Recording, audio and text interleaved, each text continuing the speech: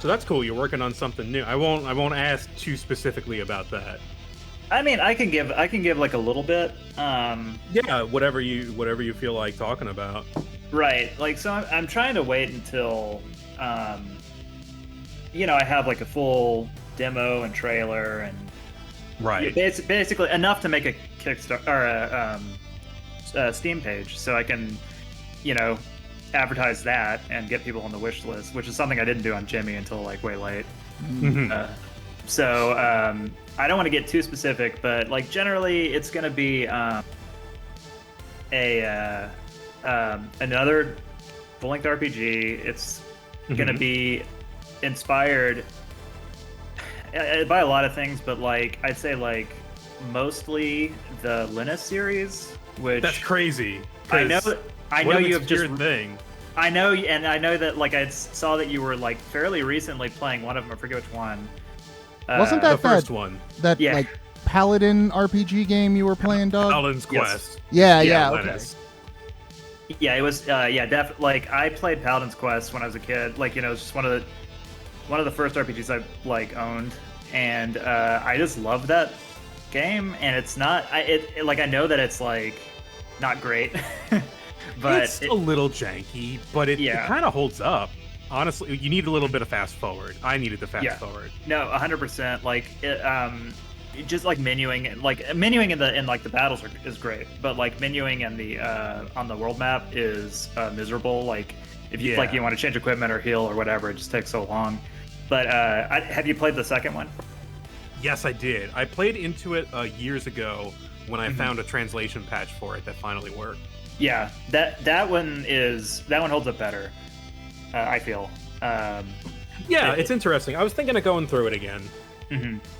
But anyway, so I'm drawing like major inspiration from that. So it's I could say like basically the setting is going to be like another world that's sort of like an insectoid world. Ooh. So that sort of general vibe of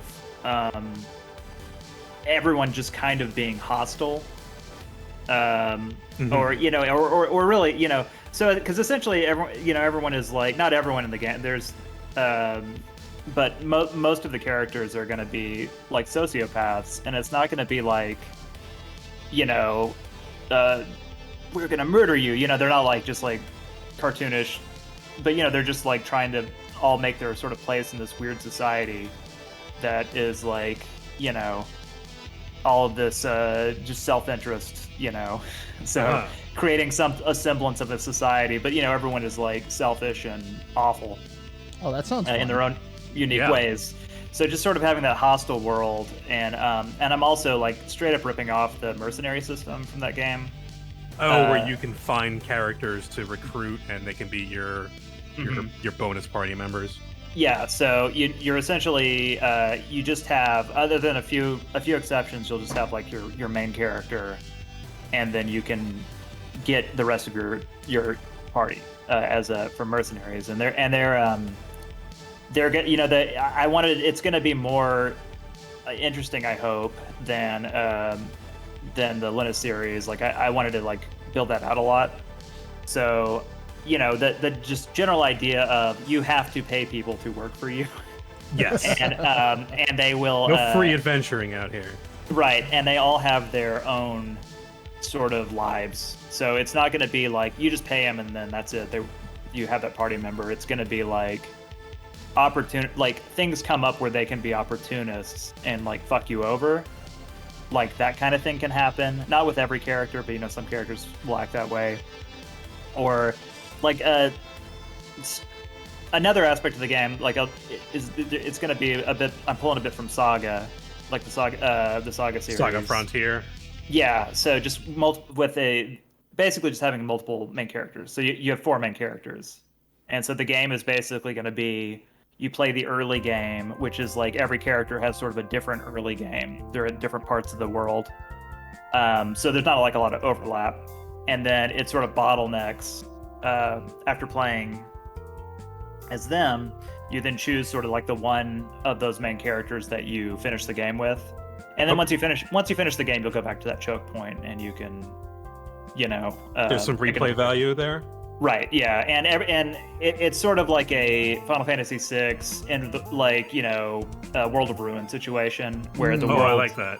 Yeah, I love where it's just open and it's there's sort of a different threat to the world for every character you pick. So that changes like all the dialogue is different from the NPCs, like you have access to different areas, like that kind of thing. So it's not like you're just replaying the same thing over and over. Like I really wanted to make that a focal point. Cool. So it sounds like you've got a lot of content here. I do, and I've put in so I've been working on this basically since I finished Jimmy. So that's been close to 3 years now. Oh damn. Yeah. And so what I have to show for that is like, it's sad because I don't have like, you know, gameplay footage. I have something like 600 pages of like the main plotline dialogue. I have the entire soundtrack. I have like basically everything, like just databases and data, you know, like there's just so much that I've been like. You've got spreadsheets. I have so many spreadsheets. And for an RPG, that ain't nothing. Yeah, so, you know, I mean, like, something like 500 monsters, like, all of their stats and everything is in there, like, every piece of equipment, like, all the characters, all the different, you know, ways I've made them nuanced, mechanically. Hey, thanks for that follow. And yeah, just lots of shit. I've done lots of shit for it, and then I have a friend of mine. His name is Jason. He's actually in the credits of this game of Jimmy. He did some playtesting and stuff, but he also did the system that allows the battle backgrounds to work the way they do. Oh, neat. Yeah, so he's been coding for some time. So this is like I finally got him, and we've been wanting to work together. Like we've been friends forever, and he was going to be another bandmate, by the way. Okay, yeah. But anyway, yeah. He's working on the coding aspect of the upcoming game. So, you know, I see every day I'm getting, you know, the battle system a bit more in place with all my, you know, crappy mock graphics that I've made. And but anyway, so we're hopefully hopefully late this year, probably early next year, I'll be able to actually show things other than just like, you know, sound files and stuff. But yeah, so I'm hoping like it's gonna be. I'm incredibly excited about it, but it's just like there's just so much planning that's gone into this. Yeah. So it's slow. This is exciting. Yeah. Do you have a title or a working title you're at liberty to give, or are we too soon for that? I have a title, but I can't. I don't want to give it yet. Okay. Yeah, I don't want to. I can't imagine someone would steal it, but I don't know. I feel weird about it. Just to be sure. Yeah, just to be sure. Unannounced insect RPG game sounds very appealing. A Bug Fables too. A Bug Fables. Wait, no, Bug Fables. Part 2. Part 2. A little darker than Bug Fables, I think. Okay, yeah. Which was also a really fun game. I enjoyed the shit out of that. Yeah, that looked awesome. Ant's Life: The Dark Side Chronicles. Yeah. Right. Yeah. So what are we doing today in Jimmy Land? So today we're hanging out with the developer of Jimmy Land. Go ahead and introduce yourself the way you like to be introduced. Oh yeah, my name's Kasey Ozymy. That's I'm the guy that's been monopolizing the conversation. I mean, it's been really good because by all means, getting talk secret info about your next game, and that owns. Yeah, yeah, the Kickstarter will get delayed. Yeah, Puke is someone that's on the Discord. Okay. So I've teased this. I've actually shown them they've gotten even more secret details. They've seen my prototype sprites for some of the mercenaries in the game. And those are going to 100% not be in the game. So I do not want to share those at large. That's fair. You know, it's kind of funny. We're in Secret Meridian here, which feels like the most Lennis that the game gets visually. A little bit, yeah. A little bit with the weird geometry and stuff. Yeah. Yeah, we just went through the whole math temple in Dad's Nightmare Dungeon. And then we tried... One of my favorites. We saw the Cave of Symmetry, is what we saw. Yes. Oh, okay. We're coming up on the legs of the giant soon. Okay. Well, that upcoming is one of my that's one of my favorites. Yeah, me too. Oh, fantastic. Yeah. We took a little side venture at the end last time to try to fight Grimclaw, and I got done did in. I didn't have the magic to fight Grimclaw. Yeah. It was more of we passed the DPS check, which is real neat. I love it a lot. It's just that fight has phases, and you have to have the power to do damage to him. Yeah, I leaned too hard on physical, so once he started flying, I couldn't really do much. So we're gonna level up Pumpkin Ghost a little bit. All right, that'll do it. Yeah, I have some. There are some people in the Discord who are crazier than all of us, who I believe have beaten Grimclaw as soon as humanly possible. That's crazy because it's as soon as you get bird. Yeah.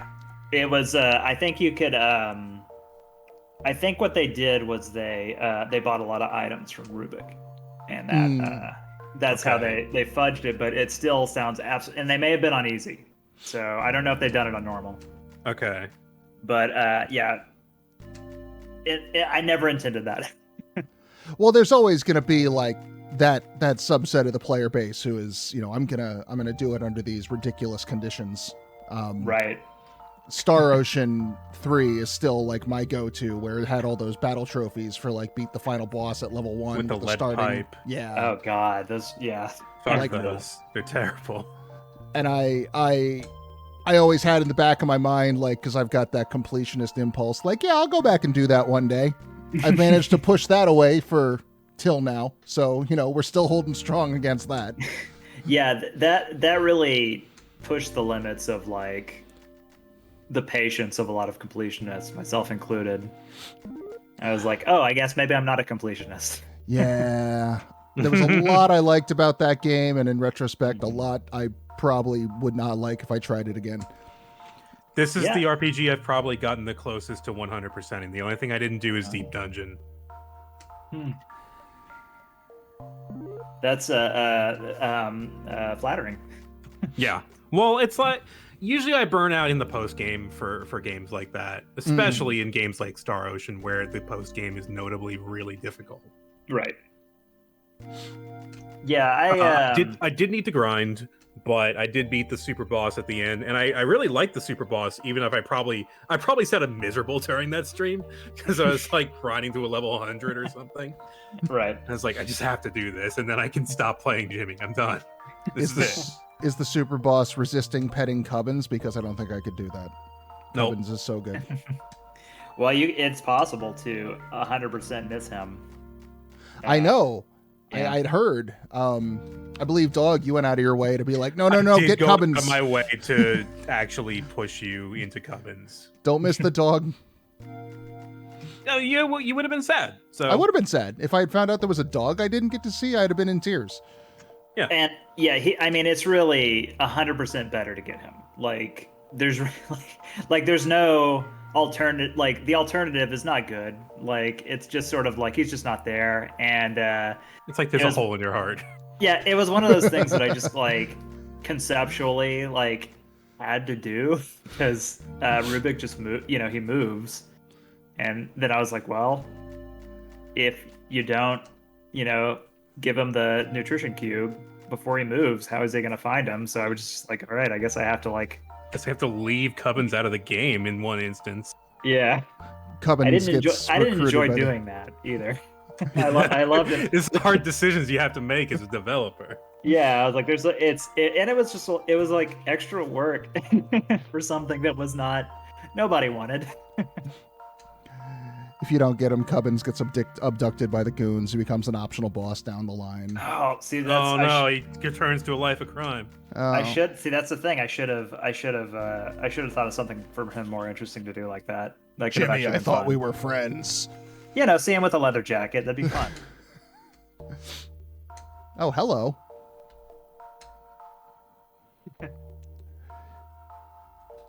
I really like all the abstract people in this village.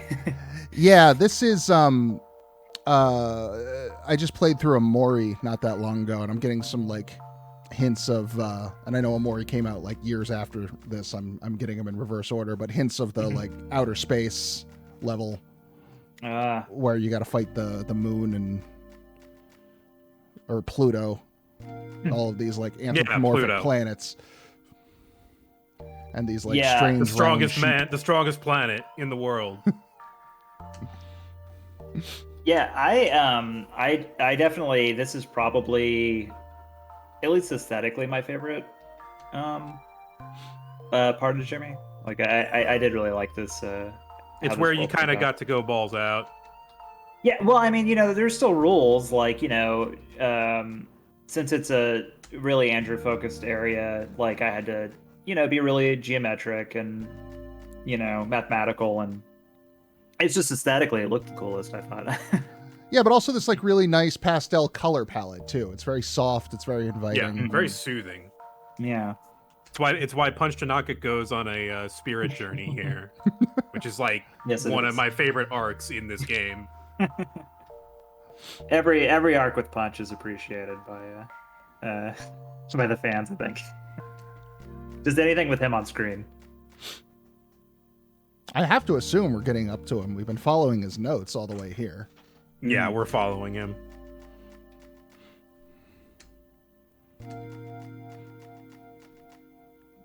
Good Timothy Mouse. Timothy Mouse doesn't like this town. It's too boring for him. I've also just developed like a severe hatred for Mr. Grouse after that one interaction with him. The one in Mute Notes, yeah. No, this is progressing. Yeah, you're about to get another one. We can't even see Mr. Grouse. Right? Yeah, he doesn't even like he's not even gonna have FaceTime with peons like us.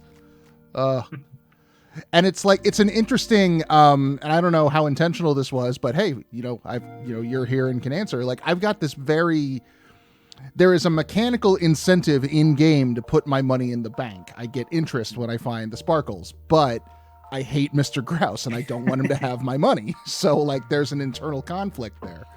To be fair, you haven't gotten the rubies ever since you took your money out of the bank. So I'd say you've been justified. But if you miss it, then that's on you. Well, I do have this is a little sad mechanical note for you. If you have no money in the bank, you will not get the rubies ever. Uh-huh. Oh, no! Price again by game design. Self-fulfilling prophecy. By removing the money, you will get no extra money. I have taken myself. So it doesn't get wasted. Yeah, well, the most that's why I did it. And the most heartbreaking thing is when people are like, "I'll leave like $20 in there." Just like, and I'm like, "No, please, no." Yes. Go. $4 interest. But yeah, like even though, and I haven't really been hurting for money this whole time. It's been keeping up pretty even with my needs. So like, I don't want to be part of Mr. Grouse's bullshit. Mm-hmm. That's fair. I think probably the only point in the game you might be hurting for money is will be coming up though. Yep. As there is a dungeon that has a money requirement to enter. You can make a lot of that though without the bank. So that's really the only point I think that you kind of like. That money is really super tight in the game, I feel. Yeah, so much that you kind of changed it a bit after seeing a couple playthroughs. Mm-hmm. And if I have to go out and grind some money, I'm also grinding levels. So, two birds, one stone. Well, I did. I did make some easy ways to get money through grinding at that point. You did. Yeah. I appreciate one in particular. I think I know which one you're talking about. Yeah. Oh, thank you, Bonesy, for that follow there. I did it off stream, and it was very worth my time. Even Picasso face here is like, you what? No, don't. You don't want a bank here? Here? What? Oh, he's gonna lose his job. I'm sorry. Oh. Reminds Does me this of town really need a bank? right. Do they have a concept everywhere of needs a economy? They have abstract economy. Hello, Mr. Grouse. And your giant enforcers.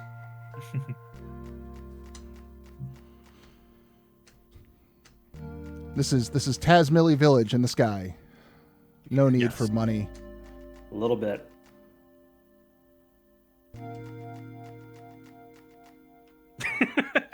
Okay.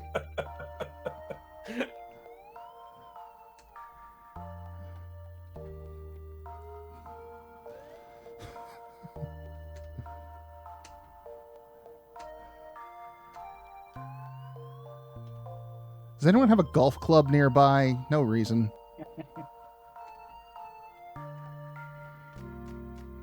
Or a big thick copy of Atlas Shrugged, head smacking size. Oh God. I haven't read Atlas Shrugged, but I did watch the movies, and Yep. they were like, I would say they were worth it if like it didn't give pennies to the director. Like if there was some way to watch that without somehow that money making it to the people who made it, I would say watch it because it's the most ridiculous fucking garbage I've ever seen. Do you mean the older ones or the ones that came out a few years ago? Well, what's a few years mean? And how old were the old ones? Because I didn't know there were two sets. I want to say late 60s, early 70s. Yeah, this would be the newer one. Okay. This was the one with oh wait, hold on. I'm sorry, I was getting my wires crossed. I was about to say with Kirk Cameron, but he was in whatever the fuck that one, Left Behind. He was in the Left Behind series. Oh Jesus! Which I get. I watched them around the same time, and similar audience. Well, the one I don't think there were any. I'm trying to remember the actors. I don't think there were any actors of note, other than, and this really hurt my soul. Teller from Penn Oh and Teller no! makes an appearance, and I know that they're sort of like notable Oh, no. libertarians, and that's why they did it. Oh, But that still really hurt to see. That's sad. Yeah. They are so impressive on stage. I'll just focus on that. I know, I love them so much, but it definitely hurts that they're libertarian. You've seen the nail gun bit, I assume. Nail gun bit's great. That's my favorite thing. I mean, Yes. my favorite one is the shadow of the rose. Oh, yep, that was a good one. That's just fucking beautiful. I would have not have taken them for that. They had I remember watching Bullshit back in the day, a show they did, and they seem to have pretty like far lefty progressive politics from what I remember from that show. So they're kind of like they're weird dudes. Like like they are libertarian because I think they just like they were essentially carnies. Like Penn Jillette was, and then like Teller was like an English teacher who loved magic and did magic and stuff, and they sort of like somehow met and then like did the whole carny circuit, and I think that they really did like struggle and worked and sort of built an empire, and so they sort of believe in that libertarian philosophy. I think maybe because of that. I'm psychoanalyzing a bit here, but definitely they're very socially. I mean, I guess this is the definition of libertarian. Ism, but they're very socially liberal, like they're just odd ducks. I used to listen to when I was actually making Jimmy, I listened to a whole bunch of podcasts when I was doing the art because it took fucking forever, and so I was just I would just go through and start a podcast, listen to the entire thing. Do one sprite. They're one sprite, yeah. In 4 hours. Through mini sprites, but yeah, like I used to listen to Penn Jillette's podcast, which Sunday school, and so it was. He talked to. Unfortunately, he had some libertarian stuff he talked about, but like a lot of times it's kind of cool. He'd have magicians on, and I love magic. I love that whole world and the, backstories behind everything and behind magicians. And then like he'd also do a lot of atheist stuff. That's their other thing is they're outspoken atheists. Yes, so. Yes, that I did know. Yeah, which is, and that's like I'm very cool with that. But the libertarian thing was always like, damn it, not again. It's like one of those things you kind of have to put up with, or.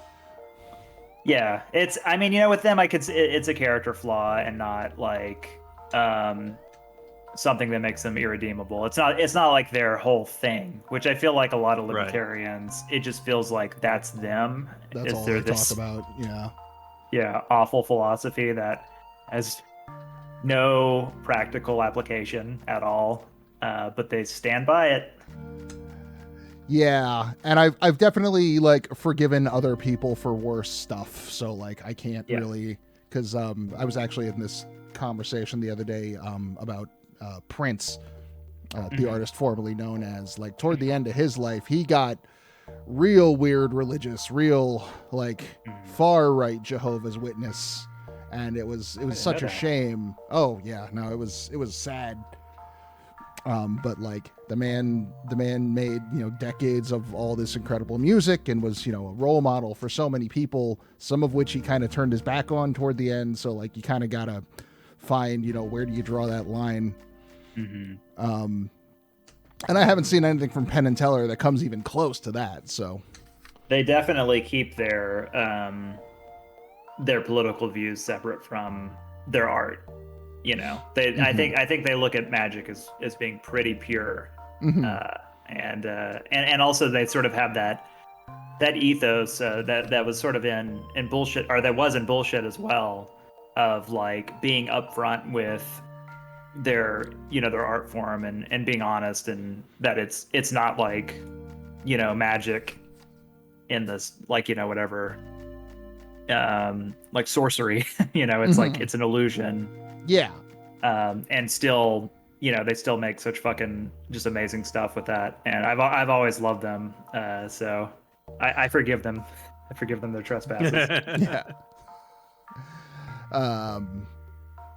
What was I saying? Oh, like they make that part of their act sometimes. Like even the fact that like some of their acts are just, here's how we did it.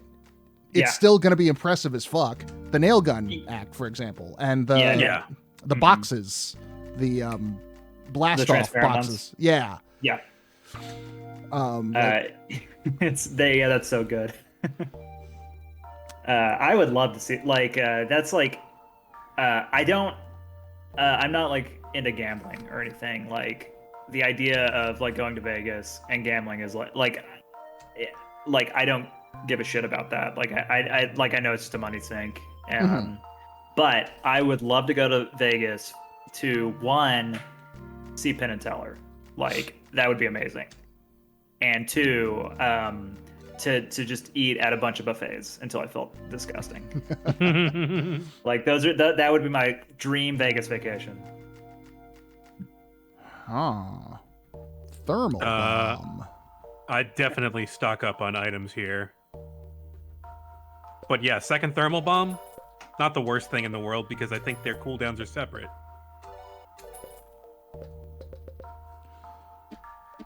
Otherwise, correct me, please. Well, we'll find out soon enough. Once are there? I think you can only have one at a time. I think that having two equipped, I'm pretty sure won't give you two separate thermal bombs, but I could be wrong. I don't think so, though. Oh, shit. We have to do science now. Science. Let's see. Lars? Yeah, it just gives you... Okay, yeah. I would trust Puke on this more than me. Like, I made this game, but I made this game several years ago, and Puke has been playing this game in that interim period a lot. He's been dissecting it. Beat Grimclaw at like 16? He may be able to. He could tell us. Shit. Yeah, it looks like Andrew's the only one we have with a decent magic attack right now, so not worth investing in a second one if that's the case. But there's new gear. Oh, but Lars has got that shield we like. Level 19 on normal. Oh, jeez. God. He made and Puke also was I don't know if he's still making this. He may not be, but he was making a hard mode patch. Oh, really? That I played on stream. Oh yeah, I remember that. Yeah. I didn't see it, but I remember you advertising it, and I kind of wanted to see it. How did it go? I sucked at it. I sucked at my own game, and it was pathetic. And everyone had a good laugh at my expense. Is how I felt. That's how I felt from my perspective. Here lies Kasey, the fake gamer. But yeah, okay, he lost some data. That's unfortunate. I had also considered doing a hard mode patch, or having like a hard mode difficulty when I made just easy. Some sliders, like for enemy HP and stuff. Well, it would have been. I probably would have given a base stat increase because that's very easy to do. I also. I also would have added some enemy behavior. So I was planning this out and then I scrapped it. And I kind of wish I wouldn't have in retrospect, but like now I don't really want to put the time into it at this point. But like one of the ideas I had was the Deathbot 4000, the one like you're required to fight. Yes. Would have exploded at low health, and done like massive damage at low health, like as part of this hard mode patch. So I had some different mechanics that I would have, injected into it, so it wouldn't have just been like a straight, more health thing, which is like those kind of. I don't like difficulty increases that are just that. Just the sliders. Yeah, it's like a little. I feel like it just doesn't really. Feels a little cheap. It's cheap, and it also doesn't really incentivize like another playthrough. Like. No. Yeah, because like on a Star Ocean is a good example of that. Like, since we were talking about it earlier, like I haven't really I've played 3 like one time all the way through, but like Star Ocean 2, I played more than that. Yeah, same. Yeah, like I enjoy that one a lot. But the tear into pieces. Yes, that until you tear get that the peaches. Until you get that one sword that just like lasts Stardust. Yes, I know what you're talking about. Yeah. But yeah, like on that game, when you like, it's just the straight stat upgrades, and it's just like, well, battles are taking longer. Like it's not. Right. It doesn't feel like I'm overcoming a new challenge. So that's something I'm trying to bake into the new game. So I already have sort of like any easy, normal, hard. I think I call it let's see, maggot, fly, spider difficulty. Oh, okay. But yeah, like that's what's on the plate. We'll see. But I have different enemy behaviors for like every enemy planet. So interrupt really quick, but I appreciate this.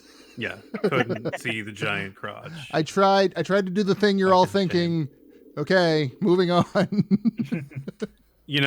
Normally I don't speak up about these things, but just make sure you check around the legs here. Yeah, I like how much should I not be spoiling? I've been trying not to comment directly on Jimmy that much. I have never played the game, so this is my first time through. Okay. So I know nothing beyond where we're at right now. All right. Yeah. I'll say nothing then. We've done a number of side dungeons because I've kind of pushed him towards some. Others we just found. We did what? We did Slither, and we did the Dream Dungeon, and Turnbuckle. Turnbuckle. Turnbuckle's pretty hard to miss. That was great. Turnbuckle's dungeon. I loved making that. That was really fun. It was so much fun to play. Yeah, have y'all? This is an obscure one. Have y'all played Mystic Arc? Mystic No, Arc. I don't think so. Super Nintendo RPG. Are you familiar with Seventh Saga? That one did come out over here. Yeah, I rented that as a kid, unfortunately. Oh, I bought it as a kid, Oh so man, I'm aware of how big a mistake that was. that But game is bullshit. yeah, it's I've heard that it's just like they balanced it wrong when they ported it for whatever reason. They like doubled enemy HP or something. Yes. Oh wow, that would be Yeah, a they problem. Something real big and real bad. Yeah, it makes it was the game near unplayable. Yeah, I've beaten it on an emulator using save states, which I know Sure. doesn't super count, but I have played through it. But Mystic Arc was the sequel, and it's actually not bad, and Okay. I kind of recommend it. It has a little bit of jank, and it's sort of like an Odyssey situation, where you go from world like Jimmy, where you just go from world to world, and each world is kind of self-contained. Okay. But the first world isn't like the greatest, and like the second world is like better. Like it's a bit more imaginative. Like I'll spoil a little bit. Like there's like giant fruits that like the creatures that live in that world have like burrowed into. So there's like some imagination in there. Like it's like an interesting setting. And then it starts getting like really good for like a few chapters. And it doesn't really stick the landing. The ending or the like last boss, it feels like a little rush towards the end. But there's like it's one of those games that's like it has moments that are really cool. And one of the levels is essentially a haunted house. And that's where I got like major inspiration. It is the polite way to say it. Another way is I fucking ripped it off hardcore for Turnbuckle. Or for his mansion, but yeah, it has like there are moments in that game where it just goes into like a point and click adventure type thing, and it's throughout the entire game.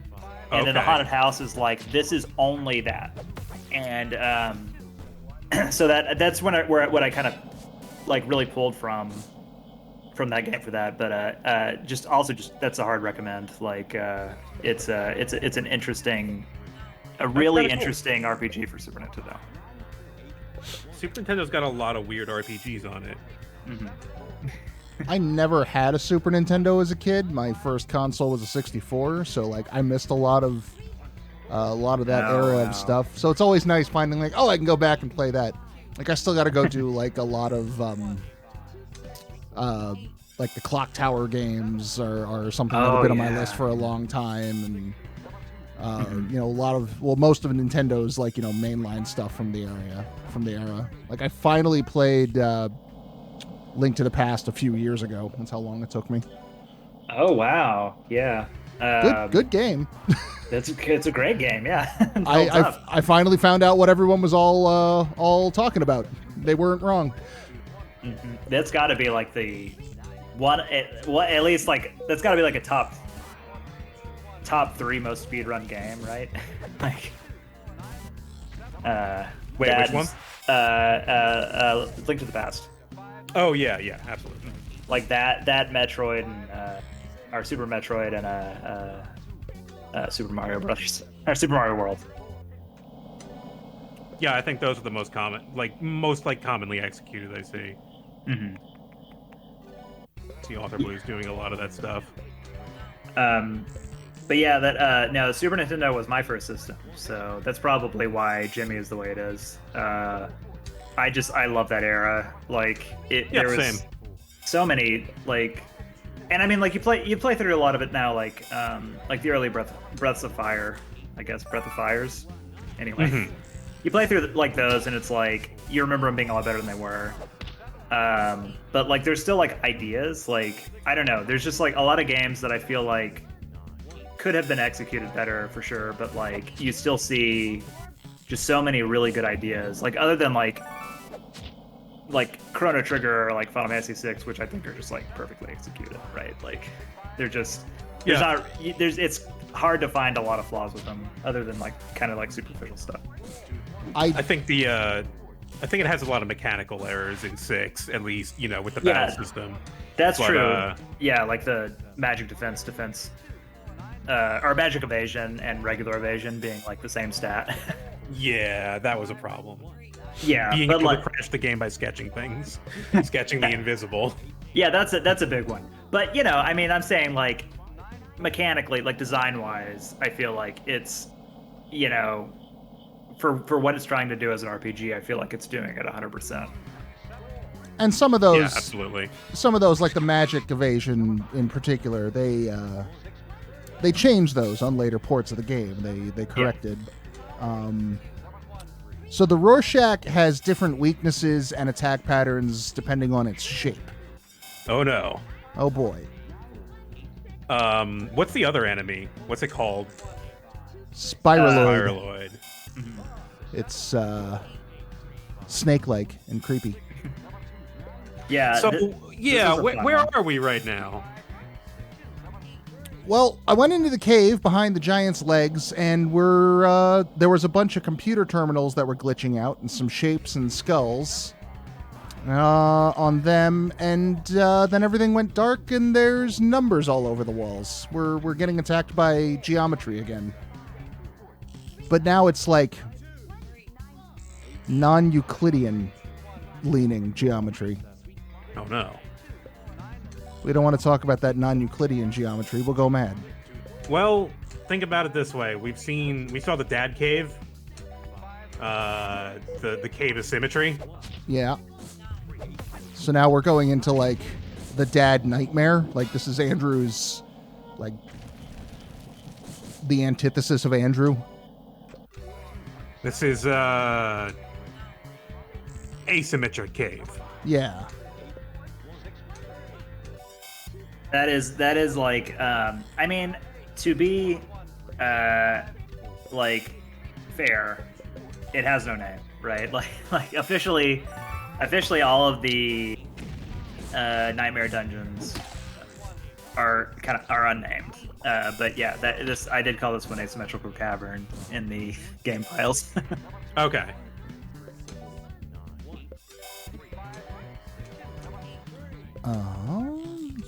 Go What ahead. time signature is this? God. It is many. It is ever changing. Oh, okay, it's changing. Yeah. This might be one of my favorite dungeons. I don't know if we're strong enough for it right now. We'll find out. I mean, But these Rorschachs are tough, but they're not undoable. Yeah, this is a I think unless you're underleveled, this is a dungeon you can do when you first get to it. It is going to be the boss will be a little tough though, but it is doable. Pickle.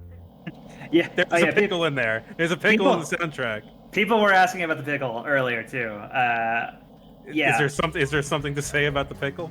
There really, I guess there is, but it'll disappoint everyone. It is just some weird thing that happened because it's just two numbers that are kind of overlaid a little bit on top of each other, and that's what it sounds like. It was just and I mean, honestly, that might be the best like explanation for this that it could be is that it was just a random event. A lumpagon and a parallelophone. We're getting to the illegal math. I'm going to go back to my 10th grade geometry class and be like, see, Miss Hottenstein, they're real shapes. You don't know. Folks, there is no pickle. There is no pickle. I'm sorry to be the bearer of bad news. None. Well, it's really great because it's like, it feels really jarring because it's like they're saying a real word in this number song. And the whole thing about this, you're getting the feeling that you're almost taking a test. Because this was like my nightmare, at least, late college, doing some of the real hard shit. Right. Yeah. This is yeah. A lot of people have made a similar comment about how this is test anxiety, and I don't know if that was like specifically what I had in mind, but it 100% fits, and it's accurate. Yeah. Like, well, I mean, I was adjacent to that. We've recently hit some plot stuff that would suggest that, you know, Andrew and Helga may have been pressuring Jimmy to perform in school to the point that he was, you know, maybe not healthily able to, you know, meet their expectations. Yes. And which so, would point to why this place exists. yeah, that would grasp, because one of the things I've been loving particularly is just the concept of horror from the perspective of a child. Like, what are the kinds of things that a kid would be afraid of, and that lines right up with that sort of thing. Yeah, that and like that was like the key to writing Jimmy is not just what's scary to an 8-year-old. It was also just like, how does an 8-year-old filter the world around him? And that was really, for me, that was like kind of the joy of writing Jimmy, is just like is sort of revisiting all of that thought process, you know.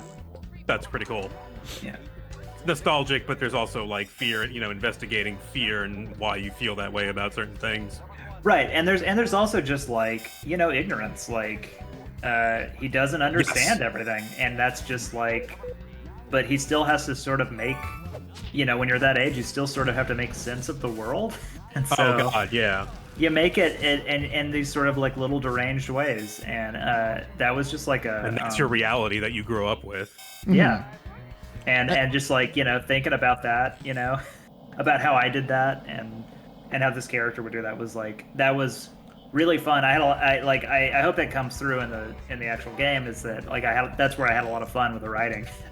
Yeah. Like the moment that stands out to me the most, and you know, from what the reaction at the, you know, when I was playing, and like it's a lot of people's favorite moment, is you know, Jonathan, the revelation about Jonathan Bear, because to an 8-year-old, like, one of the worst things you can be is a stealer. Like, the cops are gonna get you. You're going to jail for that. Like, there's that level of anxiety about it. Even though, you know, as an adult, like, we've all shoplifted shit, and it's never really mattered. Right. Yeah. I mean, it's, you know, as an adult, it's just like, yeah, that's like some fucking like $3 stuffed animal. Yeah. You know, like, you know, that's some, you know, that was like, you know, assembled in a factory. Like, it's not that big of a deal, but yeah, it's like earth shattering. And like, honest, I have a specific, and maybe I was drawing from this a little bit, but I just like, when I was a kid, and probably younger than Jimmy, I took I grew up in the Methodist church, like, not anymore, like, but when I was, you know, 6 or something, I took a toy from like from the Methodist, you know, they had like a playroom or whatever. Like, I took a toy from that. It was like some little fucking Flintstones thing. I don't even like the Flintstones, but I just kind of like took it, you know, like I took it and like was just sort of like reveling in that you stole something, that I could do that, you know, that it was in the badness of it. And like, or, you know, not that there was really a religious component for me. And that was when you learned true evil. Right, yeah. But then I took it and then I felt so fucking bad. Like, immediate, like as soon as I got out of there with it, and that sort of like high wore off, I felt so bad. And yeah, like, so I very well could have been drawing from that a little bit. Little bit, you know, subconsciously at least. But yeah, that's just how, when you're a kid, you just do that. Like, that's a top 10 moment for me in the game, period. With Jonathan. Yeah. The kind of feelings that he gets. He gets really possessive and crazy towards the end. Yes. Yeah. The scene with him in the furnace, I think, is one of the I like, you know, it's just one of the moments I think that just like worked really well. Like, it's framed well, and it just, you know, it's creepy, and there's some complicated emotions happening there. Especially because you're the one who pushes him into the furnace. You Exactly. make the decision. Like, if you say no, the game more or less forces you to make the decision. But hey, Raqus, you didn't hesitate. No, like the gameplay up to that point does a really good job, like with Jonathan's, you know, possessiveness and gaslighting you to make you like want to say fuck this thing. into the Right. fire. I hate you. It's really just like, you know, 2 scenes, like just a little bit of dialogue that kind of makes you go like, and I mean, like one of them is very egregious, but you know, prior to the scene with Punch, it's like you're already kind of like, I don't really like this bear, and but there is definitely some people who I've seen get to that point and are like, you know, really hesitant about pushing him because, you know, they're more a bit more mechanically minded. They're just like, I don't want to lose my item guy. Yeah. But at that point, you don't feel so bad. No. Well, and another thing at that point, like something I had been talking about was the game hadn't quite established like what your party dynamics were going to be. Like whether it's a game of, you know, a party of 4 and you build that party, you know, like Earthbound, or if it's something more like, you know, Chrono Cross or, you know, Second Story, like you were saying earlier, where you've got like a bunch of people to choose from and you get to pick. And it kind of led you to believe like, okay, it's going to be Jimmy and Buck and Helga and Andrew, or maybe Helga and Lars, or Andrew and Lars. But then they started taking things away from you, and it kind of like pulled all those expectations out from under me. So now, like, I have these 4 people. I have no idea if that's how you know things are going to stay going forward. Buck just got slurped into the Shoggoth mouth, so who knows what's going to happen next. And I like that not being able to anticipate. It keeps me on edge, but in a good way. Cool. Yeah, I know that's not everyone's cup of tea. Especially like I felt slighted a lot when you get stat up items, right? And then it's like you never want to use them on anyone other than your main character because right. You know, you just never know with that kind of thing. So I tried to keep that like there's not really stat up items other than one thing that can be used for Jimmy. The honey cake. Yeah, or the honey. He can just eat the honey too. That's fair. You actually did you save the honey? Cake. I was about to eat the honey, and then Dog was like, no, don't eat it. That was my I think this study has been debunked, but and I'm pretty sure it actually has been. But are y'all familiar with the marshmallow test? No, not off the top of my head. What is that? This was an early childhood study that it's like, again, I think this has been debunked, but they were like had a group of kids and they were like, all right, kids, here's a marshmallow. If you eat that, like, you know, whatever, a big one of those enormous marshmallows, not a little mini marshmallow, they're like, if you eat this now, or you can eat this if you want, it's yours, or you can if you don't eat it and then, like, I don't know, 30 minutes later, an hour later, whatever, we'll give you 2 marshmallows. And then the study was all about like the kids who ate the marshmallows were less. They like watched these kids over the course of their life, and they were just sort of like, you know, worse off, sort of like later in life, financially or whatever, by whatever metrics they were using. That has, of course, that's since been debunked. It's actually the kids who ate the marshmallow were poor, and so right. they had no food stability at home. So somebody gives you a marshmallow, you eat the fucking marshmallow because you may not have it later. Exactly. You don't know where, you know, food's coming from. You indulge what you can. Right. So that was kind of the and you know they did poorer in life because they were poor, so they didn't have, you know, their parents to help them get shit, you know, the standard stuff, you know. But yeah, that was my own little marshmallow experiment, and I know now. I think it had been debunked after I had put that in, but I always liked the idea of the marshmallow experiment, and I think that it just sort of fits in well with like RPG mechanics because you know, there's like a general. Often you're given the do I, you know, do something that hurts me now in order to be better later. That mechanic, I love that mechanic. So like, you know, like a training weapon or something. This guy's got your number, huh? I run out of MP, so it's getting harder to scrape by. I've got colas though, so wait. This is the that's the magic shield. Yeah. Actually, these guys are super hard to keep track of. Yeah. Yeah, I think I vaguely I did remember this was the magic shield one. I think I can tell them apart, but yeah, like it's been a bit. I've got This so one much counters. visual stimulation right now. I'm sure Chad is telling me what to do, and I'm just not paying attention. My bad. I'm sorry. I am not. The chat just called me deranged. I am not deranged. It is possible. I did this. This is when I played the game and tested it. Every single time I went and fought this. Not every time, because I was trying to do low level stuff. No, chat. This is fine. This is cool. It is doable. It's fucking hard. It's doable. I say we push forward. Well, what's your what is your item situation? Oh, I've We're got full. Okay. I got alright. plenty. So you've got a few more MP bars, but not much. You don't have full MP on everybody. No. In fact, we should watch who we give MP to. Yeah, Lars probably doesn't need another one, but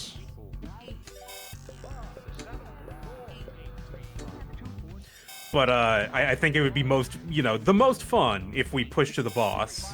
yeah, I intend to. Let me check. We can probably As opposed to backing out. put that back on her because her magic attack is not as good as I thought it was.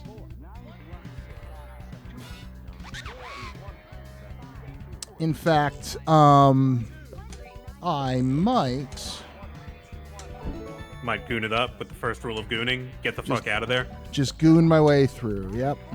What is the first rule of gooning? Now that you're here, I can ask you that. What is the official first rule of gooning?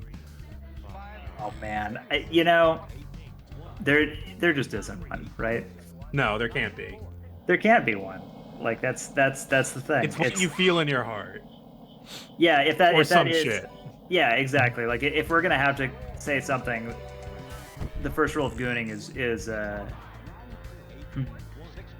I was gonna say be whoever you want to be, but it's also there is a huge conformist streak with the goons, Yes. so that might not actually be accurate.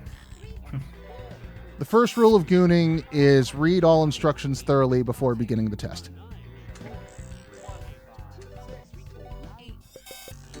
All right. Lars probably doesn't need more, but we definitely want him beefed up, and fuck it. All right, we're good there. Yeah, be whoever you want, as long as that's a good. That's actually probably right. As long as that's a good. I love this sprite. This is This the TV sprite. wacky Yeah. television set of Yeah. televisions. Yeah, the numbers are just all over. It's like Welcome to the info center. Do you feel informed? I want to feel Oh, jeepers. That was the thing that will be in my dreams tonight. Thank you, game. Oh, you haven't reached that yet.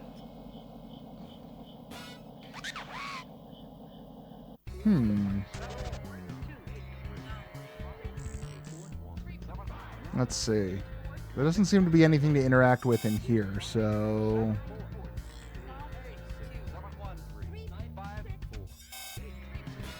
Yes, the feeling of not knowing which direction you are going. Very much a test-taking thing. The anxiety of having to follow Google Maps instructions and not quite sure they're accurate.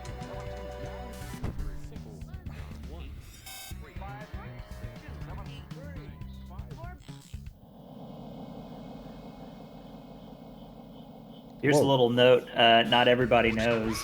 When you're in combat, you can you don't actually have to select attack with your people who are just wasting turns. You can just hit the right arrow and skip their turn.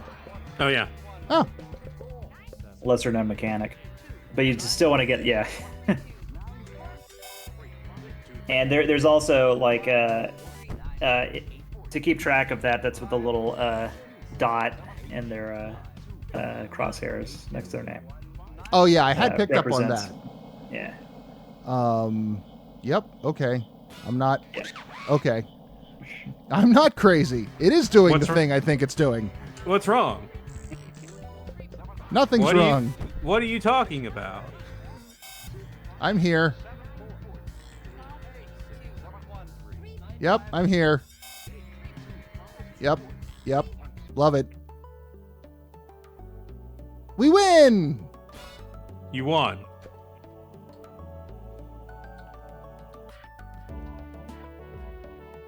Congratulations. Wow, you've done it. I am the best at video games. All the way through. There we go. Okay. There were a couple of Easter eggs in that section. Oh yeah. Oh really? Yeah, I can go ahead and tell y'all if they're not like too hidden or anything, or they don't really. There's nothing plot wise that's important about them.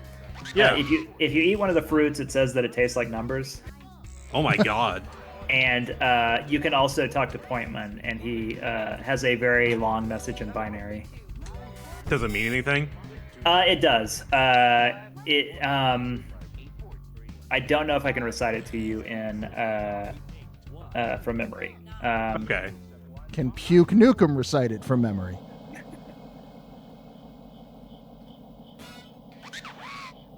That's interesting. I really like the number fruit. That's pretty good. It's the first line is I think it's "I am the blood of numbers" is the first line of it. It's something like that. It's like, you know. Yeah, something fucked up. Sounding, and if you took the time to do it, you would be pretty startled. That reminds me of a gag from Hitchhiker's Guide when they're trying to piss off a computer, so they start counting at it. And one of them asks, like, "What are you doing?" It's like, "Oh, they hate it when you count at them. It's the equivalent of going up to a living being and just saying blood, blood, blood." It really unnerves them.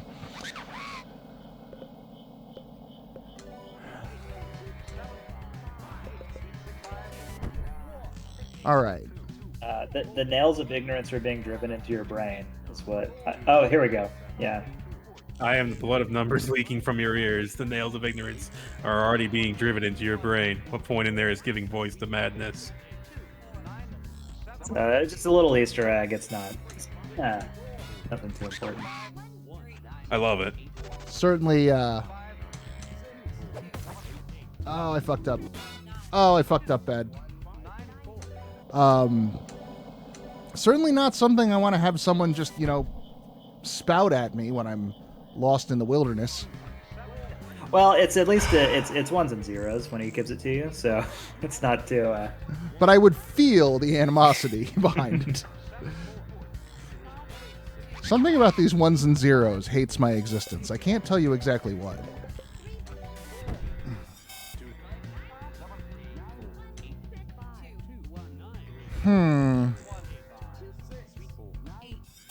Okay, let's see. I've tried going out in all three directions, and I get warped back to here.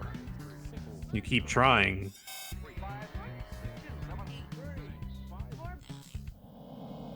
Oh. Ah! Now we can save. Squishy. Andrew and Helga still have their MP, so we're fine. I didn't realize there was another path down into the left there. What are these? Can I shake them? Damn it. Hey! How's that brain feel? Okay, bye.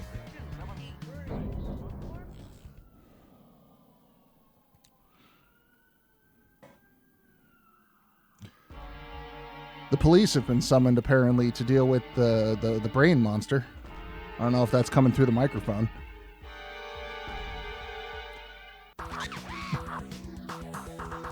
Well. Welcome to Here we go. 30 Oh, it's the anxiety over turning 30. Yes. I had a lot of that. Imaginary numbers. Very embodiment of the thing Jimmy cannot understand, I guess. It's just a lowercase I, Jimmy. It's fine. It can't hurt you. Yes, it can. You try to integrate that shit? I was in a play one time where the character was in a band called Lowercase I, and their entire act was they would get on stage with their instruments and be silent for 5 minutes.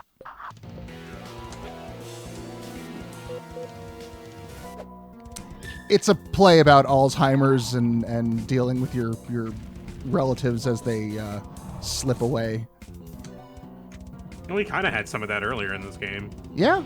At the time, I thought that was like going to be the, kind of the central core, but we seem to have like a number of incidents and family relations that we're dealing with.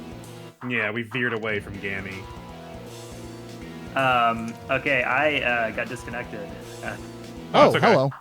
I don't know if y'all just thought I was being really quiet, but I am back. Welcome back.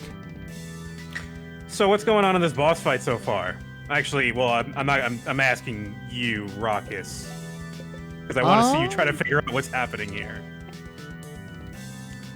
He's got either a lot of health or a lot of defense. Like, we're not hurting him very much. And let's see, we'll set Lars up to counter. Poison him, see what happens.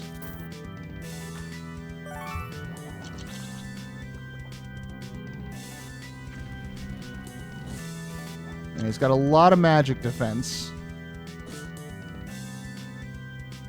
And now we're all sick.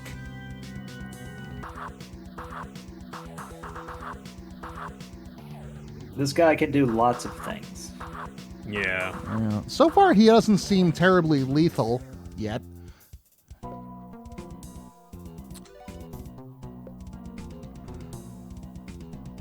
Oh, I also am not a pumpkin. First mistake, being not a pumpkin.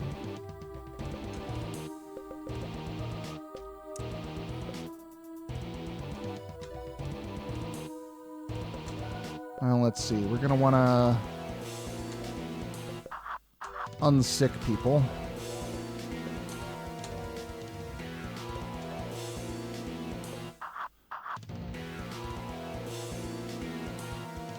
Analysis may get triggered by poison. You're right. Yeah, you're right. It will, because that happened last time. Unless you can set it up in the same turn. Let me be sure of my turn order. Yeah. So we got Lars, Helga, the number, Jimmy, Andrew. Oh, so it doesn't work that way then, if Andrew's going last. Yeah, but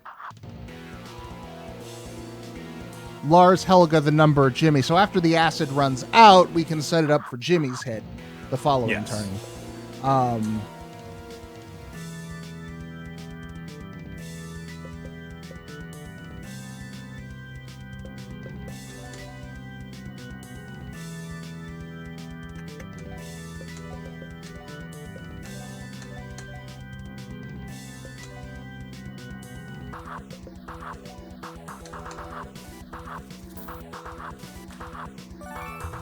I'm disappointed I didn't get to see the creature. Oh, the creature, yeah. Really part of like this. that fucking creature. Oh, the Just- brain Just fingers? the idea of the thing searching around in its brain. Like, presumably in my head, I think, he's like, where are the answers? I know they're here somewhere. Mm-hmm. Yeah, it was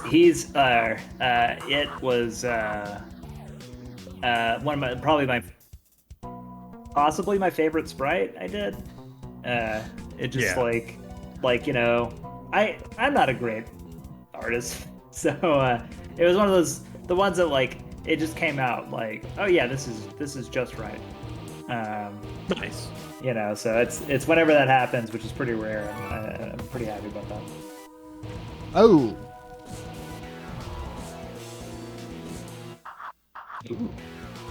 Well, Tricked you into getting it. You thought the rest of the sprites were going to be that good.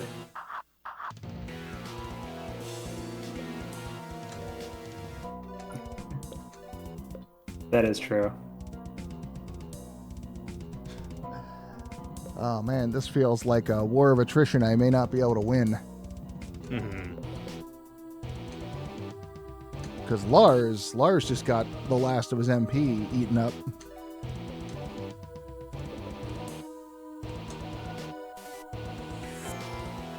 Pretty much when your MP runs out, that's it. The chat is being very sweet towards my art. Thank you. I like the art in this game a lot, but I think it's not the easiest sell to people. Definitely not.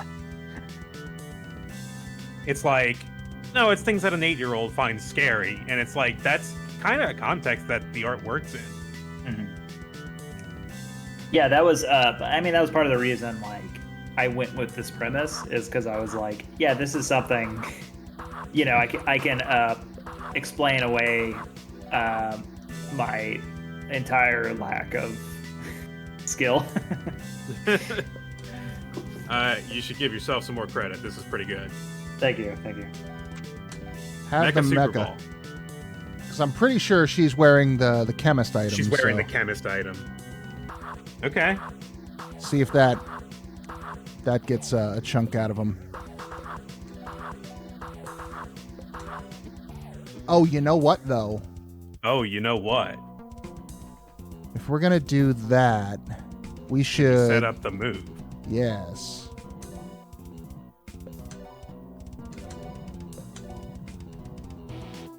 Fight math with math. You gonna make a joke out of my numbers? Well, Gonna beat the numbers in the first try. if I make the joke out of the numbers, it'll be a pithy little knock joke said by someone under 2 tons of his own dead body. I'm getting creamed. Oh shit! I may not have time to set up the move. He decided to crit that.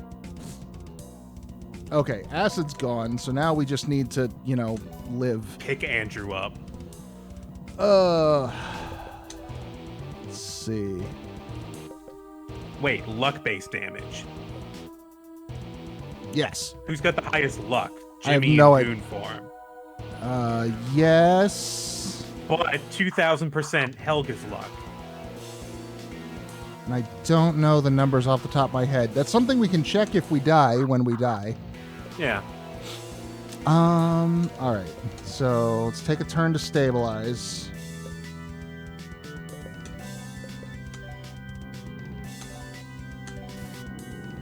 Hopefully.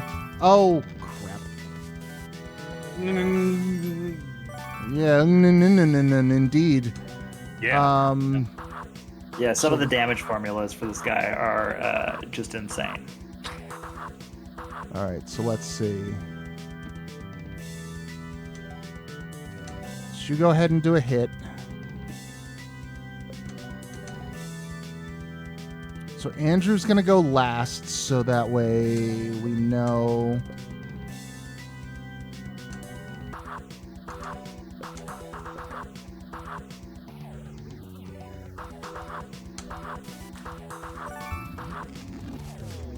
Omega. Or There not. it is. Yeah. There it fucking is. Yes. This boss is not something you will figure out at this point, I think. Let's see. So, do you want me to go into that at all, or is the mystery enough? Would you like to uncover the mystery? Try it again? Let me try, setting up that move and seeing if I can figure out... Oh, actually, I can now check everybody's luck. 42. 84. Damn, it is double. It is exactly double. So, can we give Jimmy the chemist item? Does he wear trinkets? I forget. Oh, you're right. Let me see if I can try to outdo the. If I can do some exponentials of my own and take him down, but.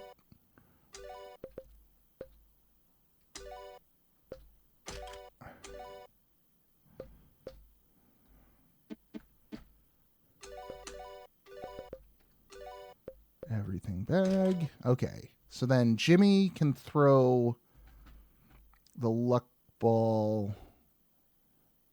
So Andrew... Well, we'll take a turn just to make sure the turn order is still the same. And hey, look, we get to see... Squish again.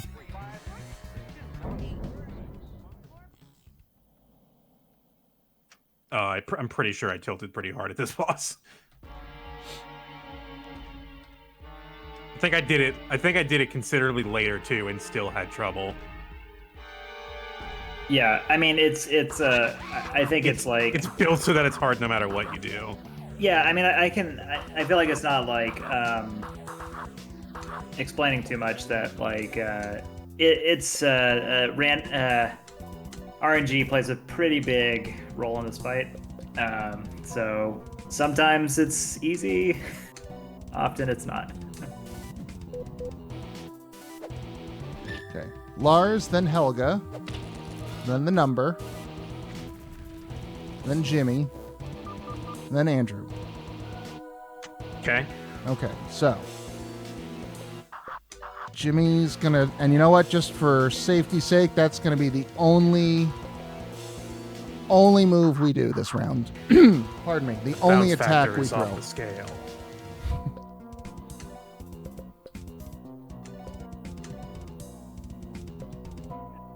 Did I come up with this fight? Well, I mean, I guess I can't really go into that. Ah, yeah. You know, if we're trying to keep it secret, like the underlying mechanics, I'd have to explain the mechanics to go into that. Oh, shit. He took the weak point out. Yeah. Yeah, but he'll took do that. damage. Yeah, but it still only did that much. So triple that would have not. Yeah. We'd have been not doing great. I think you're close to beating this, but There's no shame in not fighting this guy right now. Yeah, I can't. I don't think I. Whatever. If there's a trick to it, I'm not seeing it, and if it's just a matter of overwhelming him, I'm not strong enough to do that yet. But we're gonna have to die in order to get out of the dungeon anyway. So. Humor me and rampage on him a couple of times. See how much damage you get out of that. Can do that. Well, if we're gonna do that, might as well be bear. Might as well bear. That having said, though, So what is the secret behind the numbers? I wanted to try the Super Ball first, but that didn't do it. Right. So essentially, this boss has a set of behaviors that it will do, and one of the behaviors it can do is glitch out. Once it performs one of those behaviors, it then goes up to a new tier of behaviors that is more lethal, and then it has an increased chance of glitching out in that new tier, and it just keeps moving up tiers until it eventually will hit the one where it'll do program Omega and is essentially a party wipe unless you deal with that somehow, but or you're just really tough, and then or it will glitch out there. So that's when it has the highest percentage chance to glitch out, is on that turn. So the longer the fight goes on, the more likely it will glitch out, but also the harder it is going to be. And then once it does glitch out, it resets back to the first tier. On the Omega tier? Yeah. Well, no, once it glitches out, at any point, it goes back to the weakest tier. So the tier where it's like barely doing any damage to you. Okay, so like it'll... Go ahead. Sorry. And I was just going to say, within the, like, each tier, there's also just, like, a lot of behaviors that just have really odd damage formulas. So, you know, it might be damaging... I don't remember what they were specifically. I'd have to look them up. But it'd be stuff like it looks at your own defense and does a damage calculation based on that or something. Okay, so it just glitched out. That means it reset back down to the weakest moves. Yeah. So now you're gonna have like at least I forget how many, but at least like 4 turns or something before it could get up to the top tier again. Okay. So as long as it keeps glitching out, we're good. Yeah, and I mean that's really what you have to like kind of count on. But the glitch outs can also trigger analysis. So that's the which unfortunately happened to you. Yeah, that was really bad. But yeah, one damage that does or one move that does damage based on your missing hit points.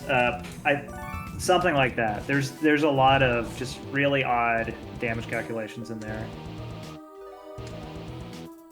You can do 8 more rampages if you last that long. Right? And maybe crit on a couple of them. Yeah, you're not doing that. Like, see, this is the thing is like it's very much a random, but random within like some structure. I think Puke was asking how I came up with this fight earlier. I don't know if there's not really like a good story. I was just like kind of going mechanically. I decided to not take damage there. Yeah. Just mechanically trying to make it seem as random as possible while still giving some structure to it. You succeeded. This is like the most thematically appropriate thing you could do for this fight, is make it incomprehensible to the player. Yeah. I would not have picked up on any of that if you hadn't been here to explain it.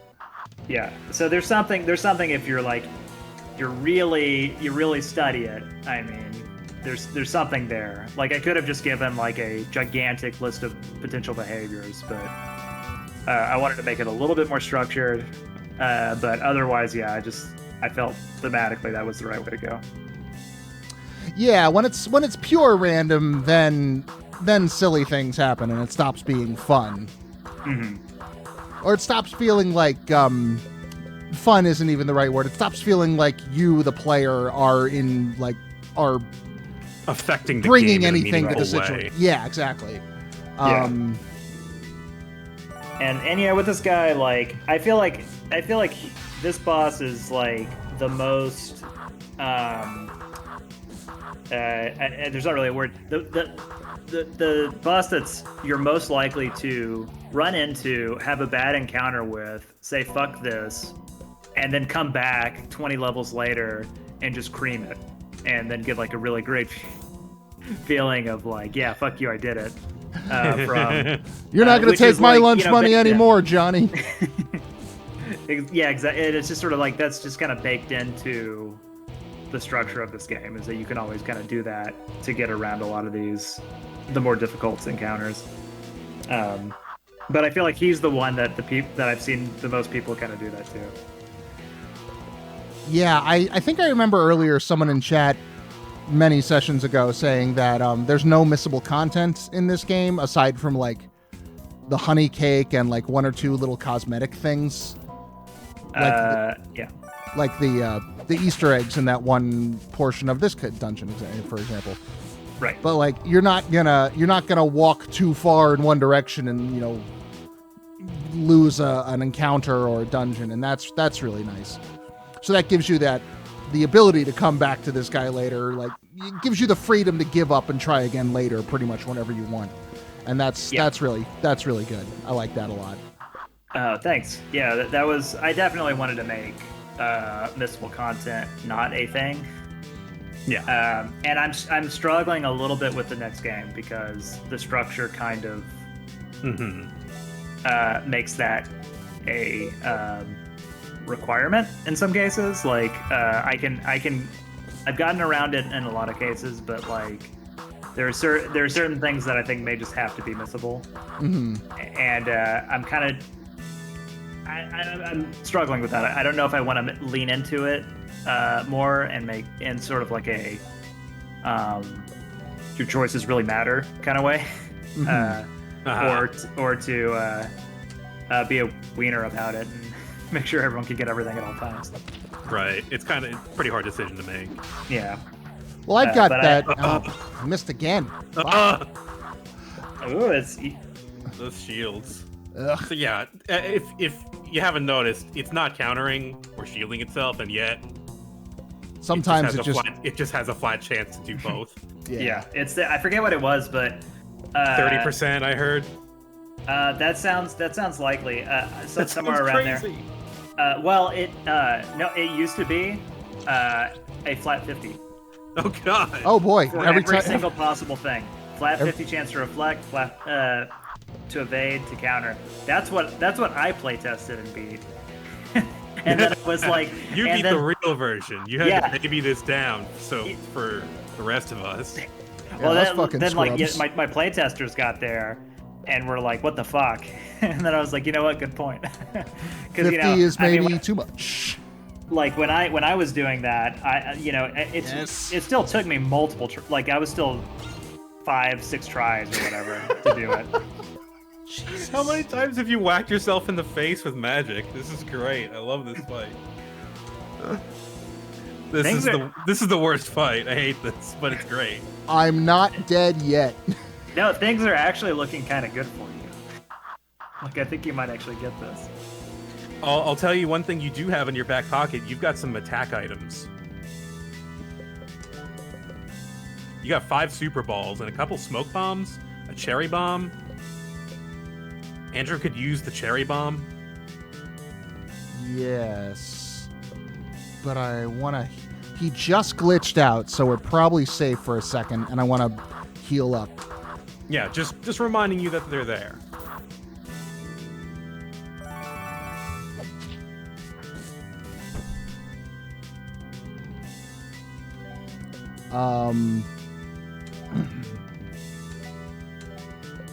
Words, thoughts, English language. Yeah. Win condition. Win condition. Don't die. No. On the missable stuff.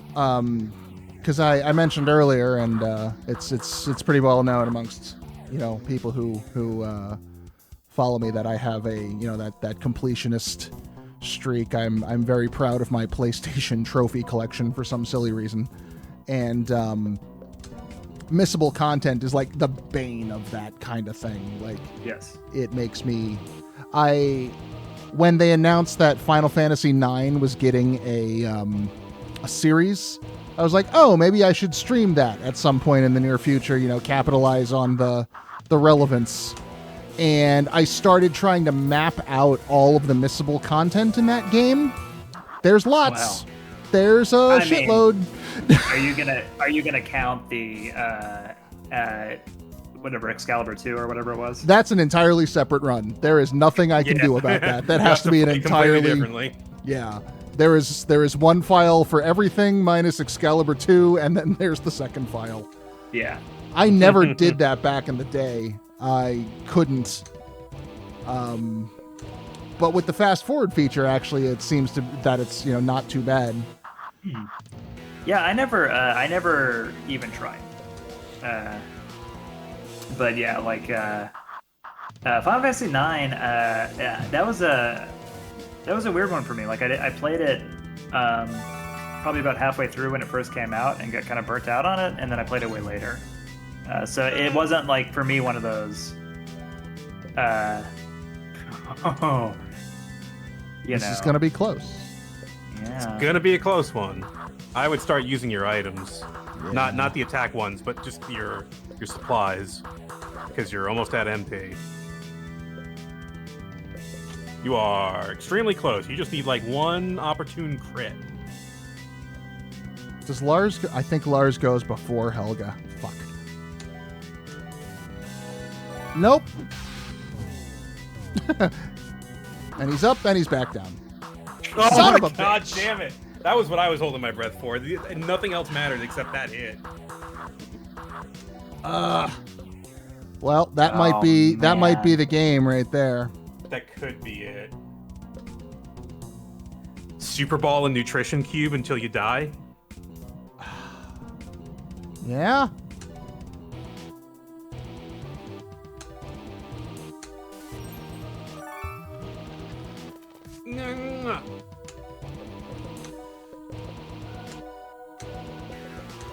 Gonna use up everything I have to take this thing down. Yes! Okay, good. Oh my god. All right, come on. Come I on, needed Super that. Ball.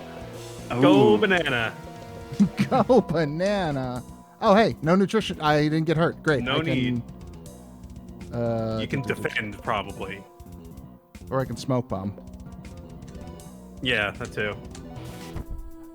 Which I'm not entirely sure if it means anything to this guy. my It God. does. It depends Oh on my what he God. attacks with. It's happening. This might work.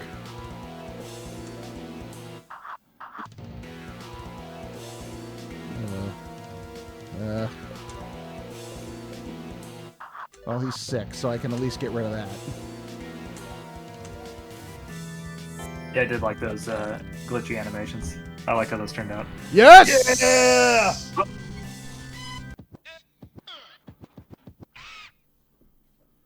Excellent. Oh, nice. Fantastic. Nice. More That is bear. that was very much supposed to be like above your level right now, but Yeah, that like I said, this is sort of like right at the you can do it, but yeah, it is a little tough. I've got the 138 gun. I can throw. Yeah. I can shoot a 138 at him. yeah. Oh. Normal attack always does 138 damage.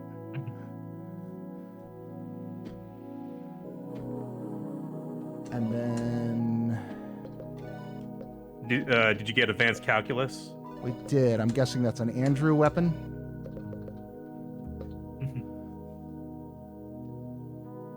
Someone knows how this works. Nice. And then ink blots. I think that was the furniture. Oh, was that a furniture? 138 gun is my little Misfits reference. We are 138 Yep. centimeters tall. Glenn Danzig is so angry just because he's short. Yeah. Poor guy. My fiance tells a story about she grew up in New Jersey, and there was this kid that went to her elementary school that kept talking about how their uncle Glenn was in a band, and and everyone was like, yeah, whatever, and it was Glenn Danzig. It was Yeah, Glenn Jesus. Danzig. yeah.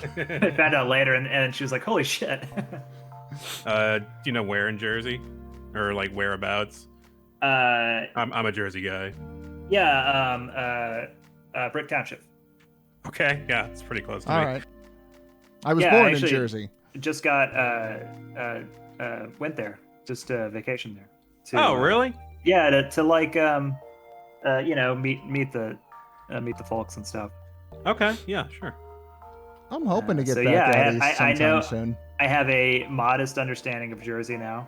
I've eaten a pork roll, egg and cheese. Good job. You did Yeah. it. Now you can leave Jersey. Yeah, that You was did it. yeah, that was the highlight. Cross the river, come to Philly. We have better food. It's a good time. Yeah, we did let's see. We went to some national park. It was a beach. That was pretty nice. Okay. Went to a place called Popcorn Park. That one might be an obscure one. That sounds familiar, but it's kind of in the back of my head. It was so it's essentially like a zoo run by the Humane Society, and so they're like rescued animals and stuff. Oh, in Forked River. Yeah. Okay. Yeah, and you literally buy popcorn and feed it to them. Oh, It's nice. It's like a little deranged, but kind of awesome. Do they like the popcorn? I'll tell you, the goat fucking loved it. Okay. He got like half my box. Question for you, Raqus. Do you want progress or do you want fun? Are they mutually exclusive? Oh, they are actually, because Oh. this is a great dungeon coming up. But I thought of another loose end that we could tie up. Sure. What's the loose end? Well, we haven't been back to Legato in a long time. Okay. I do want to catch that dungeon while we have Kasey with us, because you mentioned that it was like one of your personal favorites. Yeah. I'm not sure which one you're talking about. The legs, or no, the asymmetrical cavern is like my favorite one. Definitely. Let's see, back in Legato. What's back in Legato? Oh, okay. Yeah, well, if it's the one I'm thinking, it's a little bit. That's a higher. Is it? Well, I'm not sure which one you're referring. Like one is inaccessible right now, and one is too hard. Probably. Okay. Chat seems to be saying go to the Unbreakable Bridge. Oh, that one. That one is available, and that one's hard. Yeah, but there are additional things here that we haven't seen yet.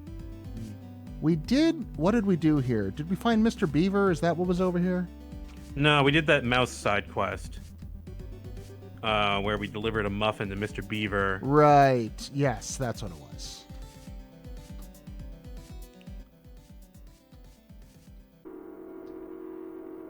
Yeah, this one's cool. This one looks new. This is new. Yeah, this is one of the ones I really I thought turned out really good. Oh boy. Oh good. Oh yes. First we had dog, now we shall have cat. The highlighting of the silhouette makes it worse. Yeah. There's also some like fog in the background that fades in at times. It's pretty spooky. I like it. Oh yeah, look at that. Well, let's just get a It's baseline. not complete darkness. Oh yeah. You got some real tough enemies here. Greep used to cause a bug, by the way, and basically a soft lock, because it used to only be able to put you to sleep. So you could easily get soft locked.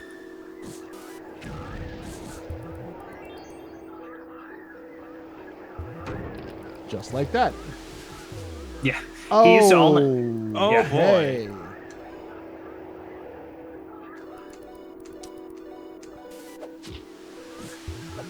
This may This may be a thing.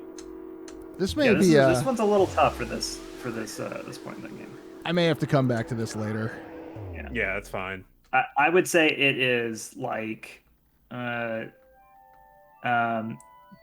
in like a very literal sense of the word, but it would you tear your hair out a little bit doing it.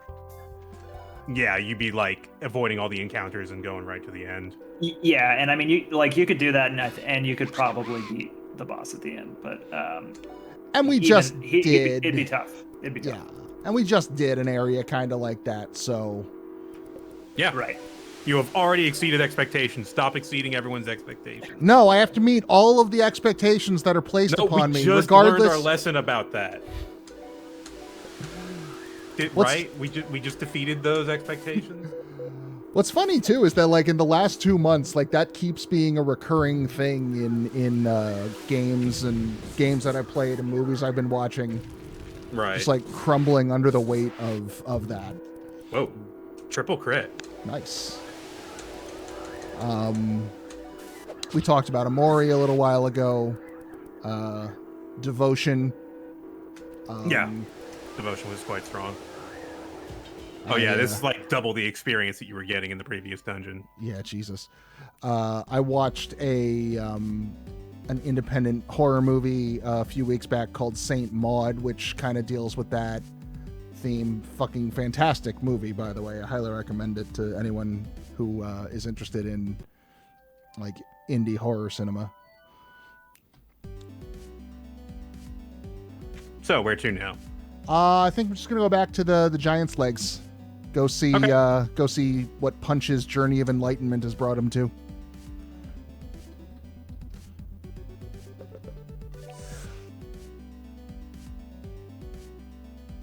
I stay an unlucky Neko as it tears my guts out. No, not my guts. I need those. Rips you apart. That's where I keep all my organs. I've been talking on Cottonmouth for forever. I need a drink. I'll be back. Do it. Yeah, yeah. I hate to do this to you, but I have to pee so bad. Yeah, that's fine. All right. Hey, we could all take a 5. That's not unreasonable to do. That sounds great. I'll be right back. I can go put my eye drops in, but thank you everybody for hanging out. If you're not following the channel, please do. Helps me out quite a bit. Below the stream, you'll see panel links to my Discord, YouTube, and Twitter. Those are also a thing. And follow the Voice of Dog on his channel. Victus! Thank you, Lobo. Voice of Dog is also a variety streamer, a good friend of mine. He does cool stuff. And Kasey also is very cool, and we're glad to have him here today. Thank you. Be back in about 5 minutes, so don't go nowhere. Except the 3 of us. Or if you have to also use the facilities, then go there, but then come back.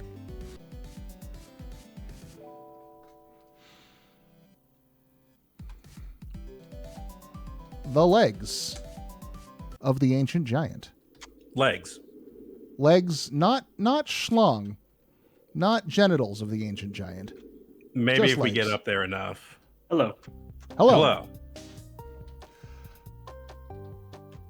I was waiting for a visual cue. I didn't want to put my on. Oh, no worries.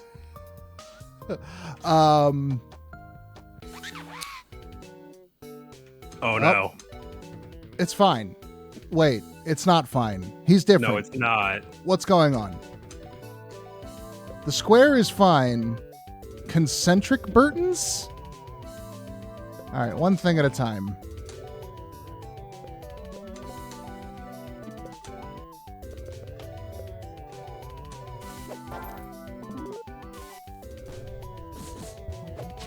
If I see hexagons, I'm just out of here.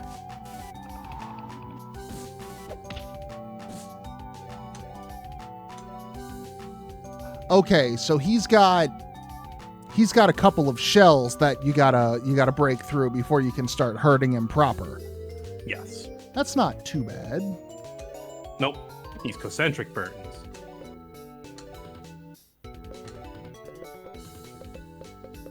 That would be polyamory if you dated a concentric Burton.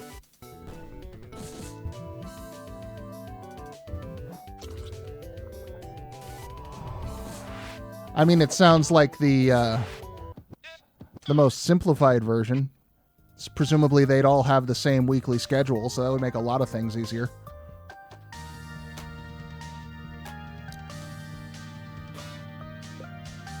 I like the track in here a lot. Feels almost like a final dungeon track, but very triumphant as you're climbing this.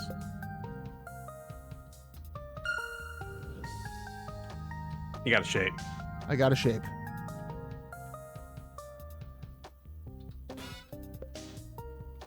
Did the name for Burton change after the shield was popped? Well, I assume so, but let me double check next time we get a fight.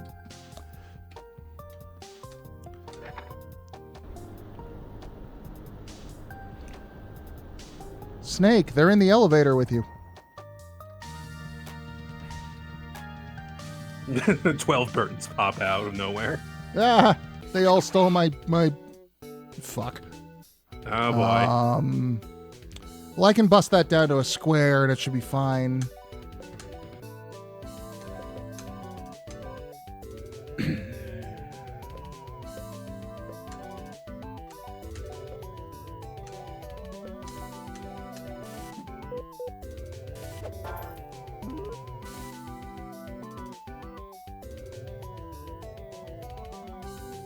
Oh, I think Kasey might have gotten disconnected again. Oh yeah. Looks like he dropped out.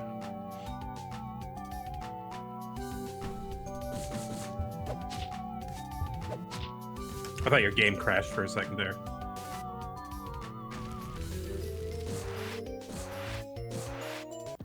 Thermal bomb will do work. Thermal bomb clears things up pretty good. The butt ghost did get him. You hate to see it. Yep. Sad, unfortunate truth of our times.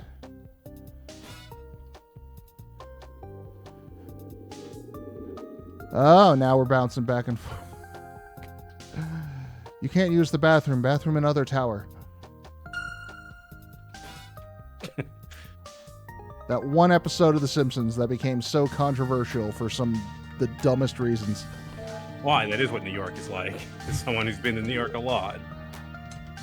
Third Yeah. eye. But after 9/11, nobody wanted to play that episode because it had the towers in it. Oh, yeah. Yeah, well, we forgot, didn't we? I thought we would. No, never mind. Triangles. Shapes. What's the third eye? Magic attack goes way up. And everything else goes way down. Well, Andrew, you want to get smarter? Wizards are supposed to be Wizards are supposed to be glass cannons anyway.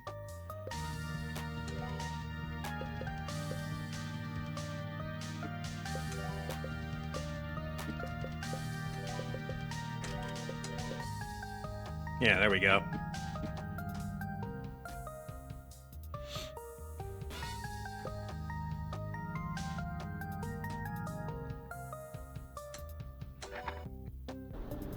Okay, so we can bounce back and forth. Presumably there's another sky bridge up here. Yeah, it's not a complex dungeon. It's very orderly. Yes, order is on the menu now that we're back to regular knowledge land. Thank you. I appreciate that. My brain was barely able to contain all of the forbidden truths.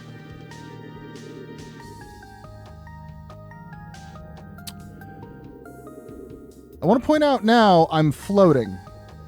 Yes, you are. Presumably, if I was anything but the pumpkin ghost, that would have ended differently. Try it.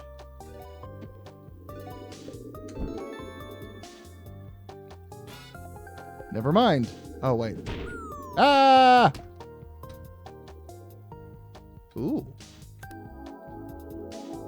Still don't know what those do, but I found one. There you go.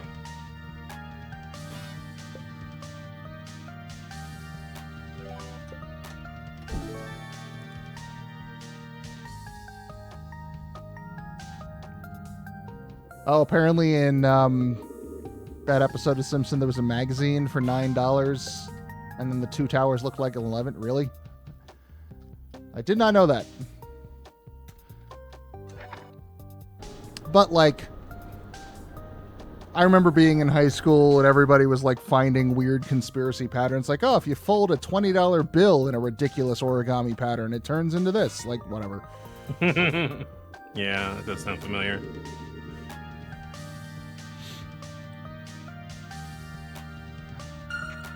Or I just love, like, the look on Homer's face when everyone else is like, oh boy, Dad, I sure did enjoy my day in the city. Can we come back next year? We'll see.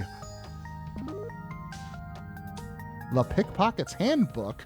Do we have an item that increases steal chance? Yes, we do. Mom Crime just got 10% crimier. Why do we have an empty slot on Mom? Because we took the chemist item and gave it to Jimmy for the numbers fight. And we won that fight, so it was totally justified. Even if the reason we took that off of her and gave it to Jimmy did not work so well. Well, we still got the double effectiveness of items on Jimmy. Oh, right, with the Super Balls. That's right. Yeah, we did Super that was Ball what that won fight. us at the end. So, yeah, good giving that to Jimmy. Everything worked out. Everything's coming up, Jimmy. Gym House.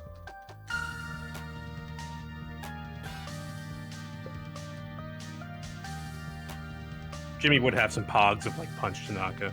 Oh my god. Somewhere in a forgotten attic, there's just giant 3-foot tubes of all my pogs. Yeah.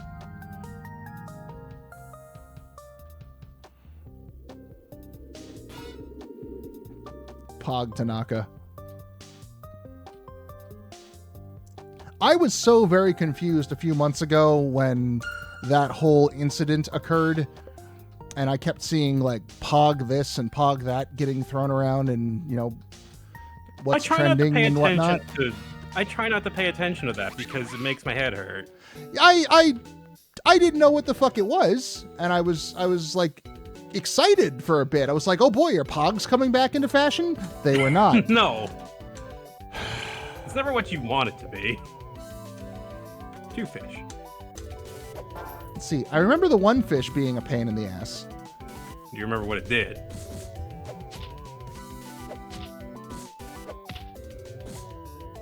I do not, but I imagine I'm about to find out again.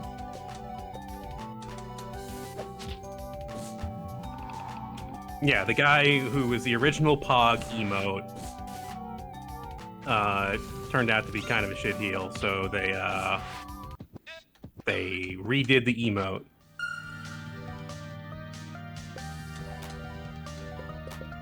And there was a lot of discussion at the time as to who the new Pog was going to be.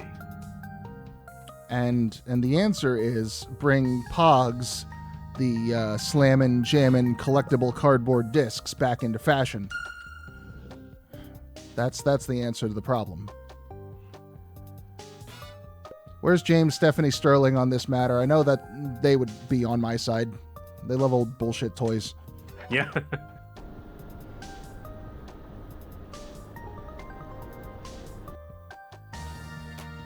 Yeah, the new Pog is that snake. Snake Pog? I'm down with Snake Pog. Okay, you made it. I did make it. Do I need to feed my snake this weekend? I think this is an off week. We're good. I've got it written down on a calendar, but that's in another room.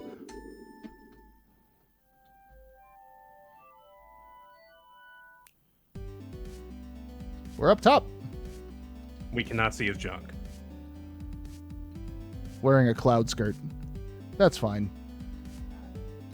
Ancient's Legs has some modesty. But we can't get back down.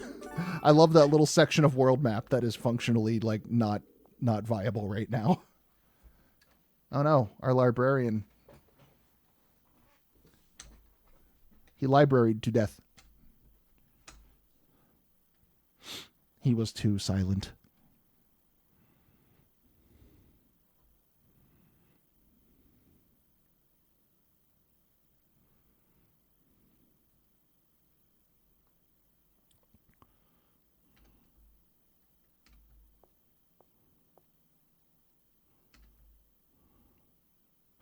Honey, the corpse. Oh? So there is.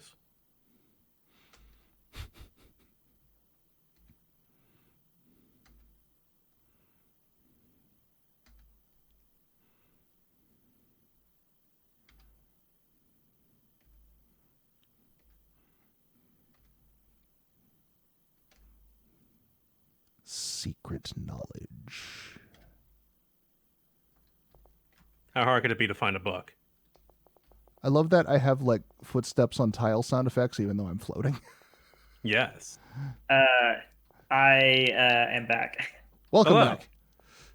Okay, yeah, I guess my It looked like your internet went down from what I was seeing here.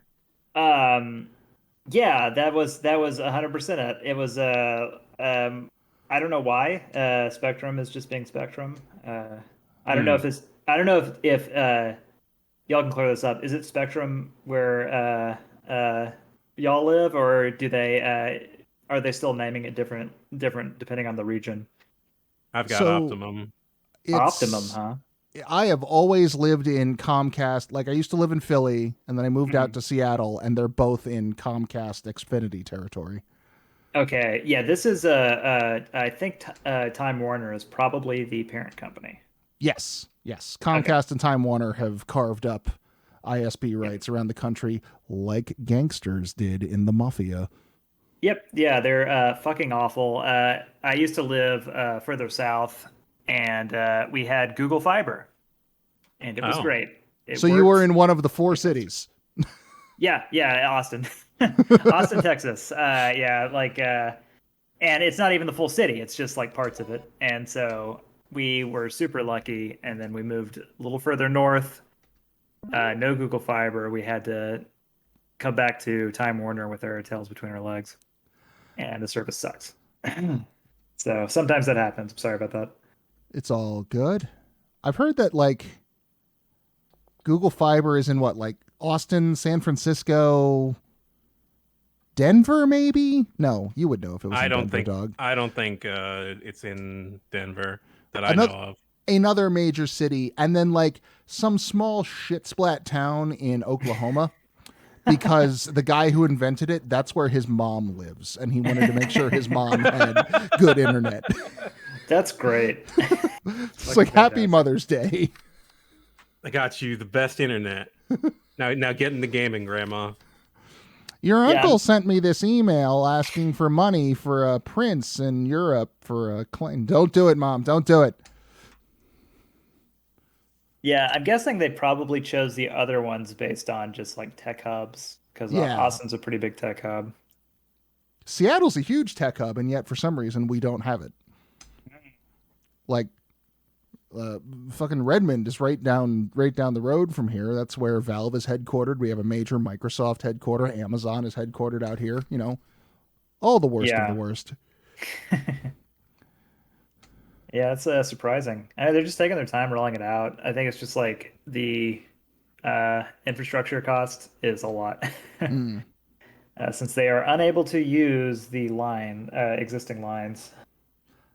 We've got some like major process servers out here for some of those companies, and they are pulling so much energy on a daily basis that the best way people have found to cool them is to put them in waterproof tanks and dump them to the bottom of the Pacific.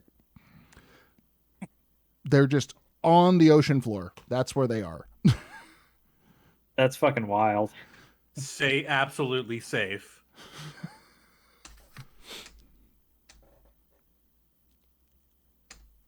Punch Tanaka is not a nerd.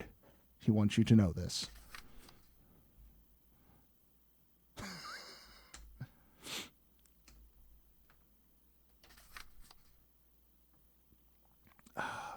But yeah, I love Punch's haiku phase. I would love to have access to Google Fiber just to see what that's like. I mean, it's what you want. You know, it's like I mean, it feels weird like hyping it up because it feels like I'm giving a commercial for it. So I feel a little odd, but it's, you know, I mean, like Time Warner's fucking awful, so it's just a way better alternative. It's like fucking lightning fast, and it doesn't go down. So it just works. It just works, you know. It's the thing you always wanted ever since you had 56K. It just fucking works. Exactly. Yeah. The biggest problem with moving to Austin, because I'm actually like potentially moving somewhere sometime in the next couple of years, and the biggest problem with going to Austin is just the heat. I am not built for warm temperatures. Yeah. So don't like it. Not good in it. Yeah. I mean, that's definitely a problem. It's been relatively cool throughout July so far, and especially compared to your neck of the woods now. So you're in Seattle, right? Yeah. So we've definitely fared better this summer, but yeah, generally it is hot as balls here. Yeah, well, the last couple of weeks up here are hopefully not indicative of the future. I hope. Yeah, I know. Mount Rainier lost 30% of its snow over that last heat wave. Yeah, it's been like fucking absurd. We'll see. We'll see. Maybe the oceans won't boil. Yeah. Maybe more small towns in Canada won't just, be wiped off the map. Disappear. Yeah, mysteriously combust in flame. Speaking of bursting, just like the Phoenix.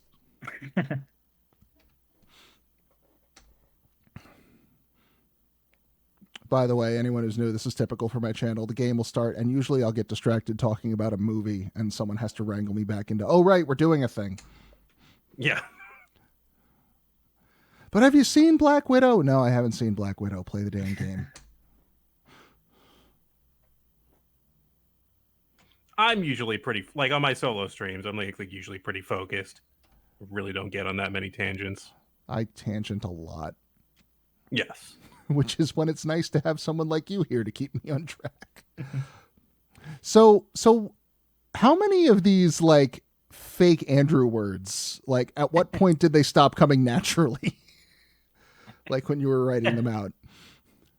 I don't know if they ever really stopped coming naturally. Like it's just I don't know, maybe some of them sound forced. But I don't know. You just like I was an English major, so I don't know. Maybe I've just like been around, like just like, and specifically creative writing. So I don't know. Like I guess I was just use words a lot. Creative, yeah. You learned enough words that you can just make them up, and people are like, and people who don't think about it too much won't notice. Yeah. So it's just sort of like, the syllables sound right, and then it's like there's I don't know, with those words it's just something about them that they just seem like the right word. Gibberish totally always not. comes really hard for me, I've found. Particularly like doing tabletop role play gaming and stuff, like having to make up a bunch of fantasy nonsense. Yeah. I always find myself having to like, okay, what am I trying to? I got to find something that at least sounds right. It is such a weird art to come up with fake words that are the correct sound. Yeah. Like I've been feeling that a lot with the game I'm working on now, because it's just everything's so alien. So like there's just lots and lots of just made up shit. That's going to be interesting. Right. Yeah, it's a big since departure. Lennis is kind of like my framework for understanding what you're trying to do, and that was a very alien, weird world with a bunch of strange humanoid races. See, I'm framing it through a Bug's life. I feel like I might be getting a very different expectation. Maybe. Yeah, it'll be quite a bit different than a Bug's life. Yeah. Yeah, no, it's so. I mean, like, so I really enjoyed working on Jimmy. I'm not gonna make another. I don't want to make another. Hey, you're game where you're exploring dreams. Right. You're good with dreams. Yeah, like I don't want to be, because there is like a. Okay, this will sound cynical or whatever, but there's like a market for that or whatever. Like there's like that world that, Yumi Nikki, like that whole world. Omori did it too. Of games. Omori, yeah, like and I could just like double down and just be like, this is my thing, and do that, but that's not really.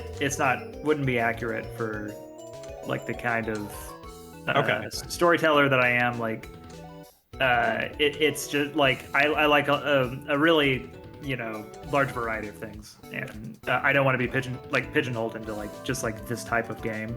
I imagine you'd burn out on it. Like you can only go like Totally. full tilt surreal for so long before you just want to throw your hands up and run away. Right. Well, New Direction sounds really cool. Thank you. Yeah. Like I definitely like. I want it to be. I still really enjoy like the unexpected, like in sort of like the things that Jimmy does in sort of a more general sense. Like there'll be humor in it and that kind of thing. The kind of things that are just sort of like inherent to me as a writer. But yeah, like definitely setting. I was like, let's go totally opposite. Hopefully it all works out. We'll see. Yeah, I'm really looking forward to it. You should double. Remember that? Remember? We saw that. You saw it. Fearsome winged beast took one of my children. Thinking back, hold on. There was the dragon,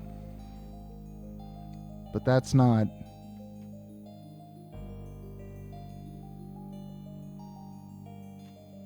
Yes. Refresh my memory. It's not coming to me. No, it was a dragon. You're right. Yeah. I think it was in the mirror in the castle, and then we went into a room that had a library in it. Oh, that's right. That's right. Back in Dragon Quest world. Yes.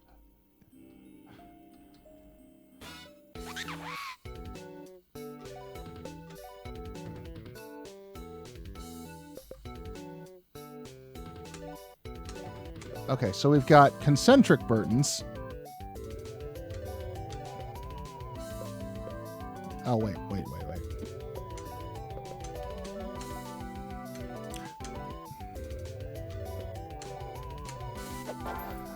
Oh, Kasey, we also talked about this a bunch, like, in past streams, but while I got you here, I just, thank you for making a goddamn stealing mechanic that fucking works.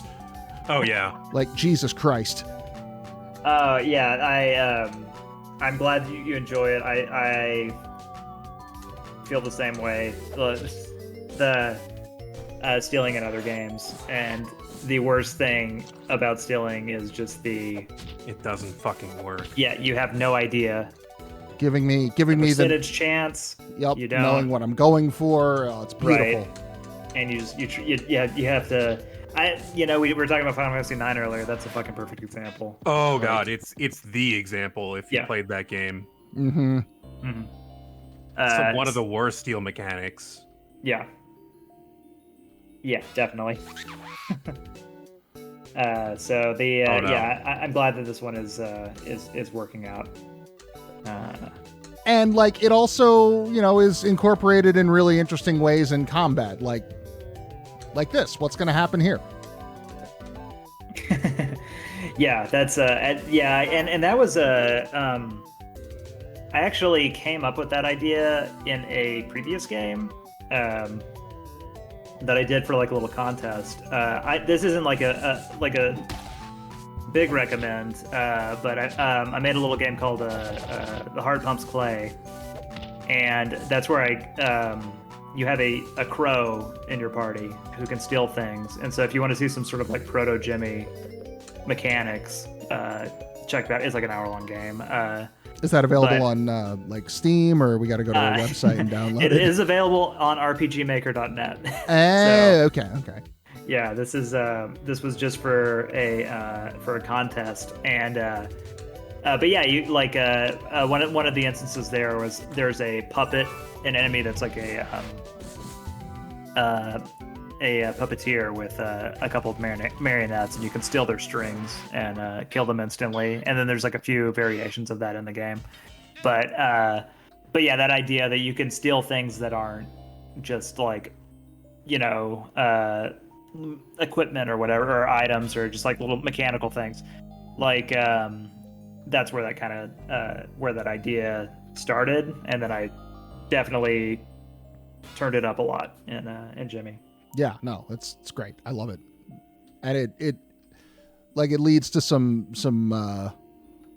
instances. The shapes, I think, is probably like my most favorite so far. But like you can see like, the number of edges, if I steal the edge, it'll downgrade. Triangle. You can't have a polygon without more than two edges, so that's a fit. Like it's really intuitive. Like you can grasp the entire mechanic just by looking. What the fuck? Where did you see what section we were in? No, I was distracted talking about how much I love section. Great. Wobbly, let's see. Yeah. Do you have the 4? What is that stupid fucking book? The 4 commitments or something? Is that what you're trying to tell me, Wobbly? Wobbly is one of the designs from original Jimmy. Yeah, I read that post. So it did. There weren't like a lot of really good enemy designs in that, but I couldn't. I was so proud of Wobbly, I had to bring him over. Nice. Yeah, that's pretty good. He's so happy and he farts rainbows. Yeah, I'm trying to like. Yeah, Proto Upply was he looked very good with crayons, drawn in crayons. 8 turns. Yeah, it's really cool seeing how Jimmy became the game it is. It's like there's some very distinct things from your original draft of this. Mm-hmm. Yeah, it was yeah, like for those that don't know, it was like originally gonna be something like maybe like a 4-hour game. Much shorter. Yeah, it was supposed to be like you would go into the house and it was completely, everything was done in crayons, and but the house was in black and white, and you would go and talk to your uncle or to Buck or Helga or Andrew. You would talk to them, and then they would have like their own game. So it was originally going to be 4 different games entirely. Like, so there was like the RPG section. I forget whose that was. I think it was Buck's actually. Like, so his was going to be like just like an RPG section. And as you would go through that, his room would get colored in. And then it'd be fully colored in when you finish that game. And then you could go and do, like, I think Lars, I had sort of like a, Lars may have, I think Lars's was was going to be a shoot 'em up or something. Oh, so something a little bit different from what that stuff ended up being. Right. And then it was like, Andrew's was, an upcoming. I don't really want to spoil it because that more or less made it into this game, but it was an upcoming section in. Oh, really? In if I can do this in a coded way, in Shinryu Academy. Mm-hmm. So that section was, and it would have been it would have been written differently, but just the idea that genre was going to be, and just sort of the general going to that school was going to be a thing. Okay. But yeah, like, so I completely cannibalized that game and made what we know as Jimmy. Yeah. What would you say are like your primary influences? It's for Jimmy specifically, or just like in general, or for Jimmy specifically? Well, obviously Earthbound. Like, I copped a lot from that. Like, the Breath of Fire series a little bit in the field action aspect. Yeah, I can see that. That was, and I mean, like, also like Wild Arms did that kind of thing too. Wild Arms also for the enemy, the random encounter system. Is that the game that did it first? Yeah, that as far as I know, it did it first. There may have been one that predated it, but yeah, with Wild Arms, it's a little different with Jimmy. But with Wild Arms, it was, you could get like little energy balls or whatever that would give you a meter that would go up, which was like a resource to cancel encounters. Okay. So it was like basically this with like a little bit more focus on the exploration aspect, to make that, to incentivize exploration, that kind of thing. But yeah, like those are and then Yumi Nikki is a huge inspiration of just like a lot of cool imagery in that game. Yeah, and honestly, like, I'd say the biggest inspiration I got from that was just sort of conceptually. You play it and you're just like, and this is such a like high school high school English lesson, right? But it's like so apparent there is, you're like, oh, hey, the setting's the character, like the setting is the character. It's like the setting is like coming from the character. And I like that a lot. Mm-hmm. And that's why the dreams are always an interesting thing for me. Yeah. So that was like, Yumi Nikki was just like, oh yeah, that's awesome. it's like, and yeah, that appears, in like David Lynch films, or whatever. Like it's been out there for a while, but like just seeing it in a video, like as a video game, was like, oh yeah, like I can do that, and like you just get so many opportunities for characterization. But yeah, I think those were like my major, like job system Final Fantasy V. Yes, that's a big one for sure. Yeah, that's like anyone that's played Final Fantasy V, that's obvious. I ripped that off hardcore. You did it in a really good way. That it's functionally really fun to play with. Thank you. Yeah, I tried to add a little bit more to it, to differentiate it. I appreciate that the job system is just the one character, so like everyone else has like a defined role, so there's the structure there to work on, but then you can have that flexibility with Jimmy, because if everybody has that kind of flexibility, it just gets overwhelming, I think, too fast.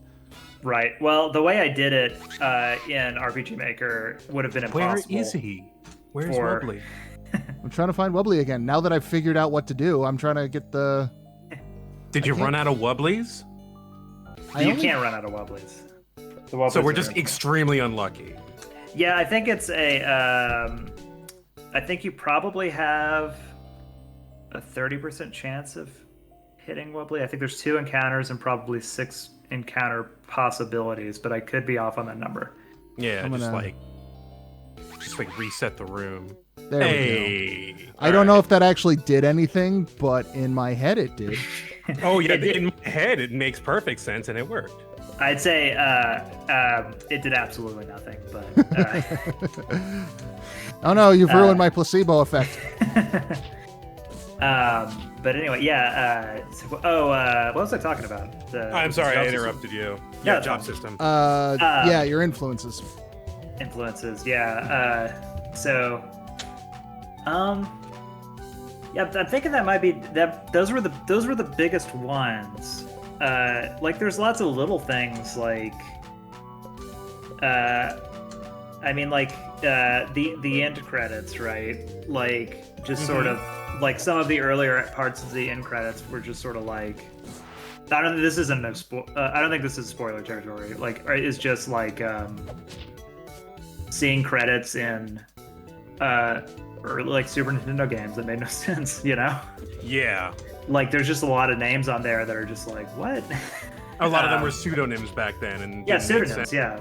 And so to like American Kid, you know, it was like a whole bizarre thing I didn't understand, you know? So like, yeah, there's like definitely lots of little things like that, but like games, like those are probably the biggest ones, yeah. That's pretty cool. He's growing. He's growing. He's growing. I always appreciate when something comes out that was inspired by Yuma Nikki, because it kind of is, you know, the patient zero for surrealist dream nightmare imagery, and I love when other people who had the fortitude to actually play Yuma Nikki put out something that I can that now I can get through, because the number of times I tried that game, I couldn't do it. Yeah, well, I mean, I guess if that might have not been like, you know, the goal to make a Yumi Nikki that's like easier for people to get into or anything, like, but that might have been the product, because if anything, the goal was to take that Yumi Nikki, just like exploration dream structure, and then placing it into an actual, like, you know, into an actual RPG instead of just an exploration. That was a, you know, a definite, like, you know, goal I had. Hey, what's your game plan here? Survive 8 turns and victory? Who said anything about victory? Wubbly's come for blood. You probably already did 8 turns. You're right. Yeah, has anybody been counting? I started counting, but I got lost. Oh god. Oh my god. Jesus Christ. Oh, okay. I was waiting to see what happened after 8 turns. He just got bigger and bigger and bigger. Yeah. I thought I was going to find like a secret item or something. Well, time to bring everybody back to life.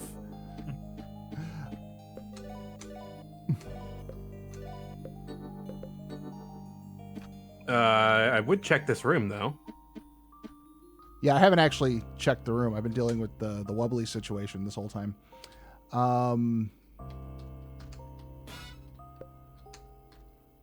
The secret is death. The secret is he kills you. Oh, okay. Okay. There we go. Yeah. Self-help book. Self-help book. What's that do? It's not for you. I think I know who that's for. Oh, it could also be for Helga. It's anyone but Jimmy. Oh, okay. All right.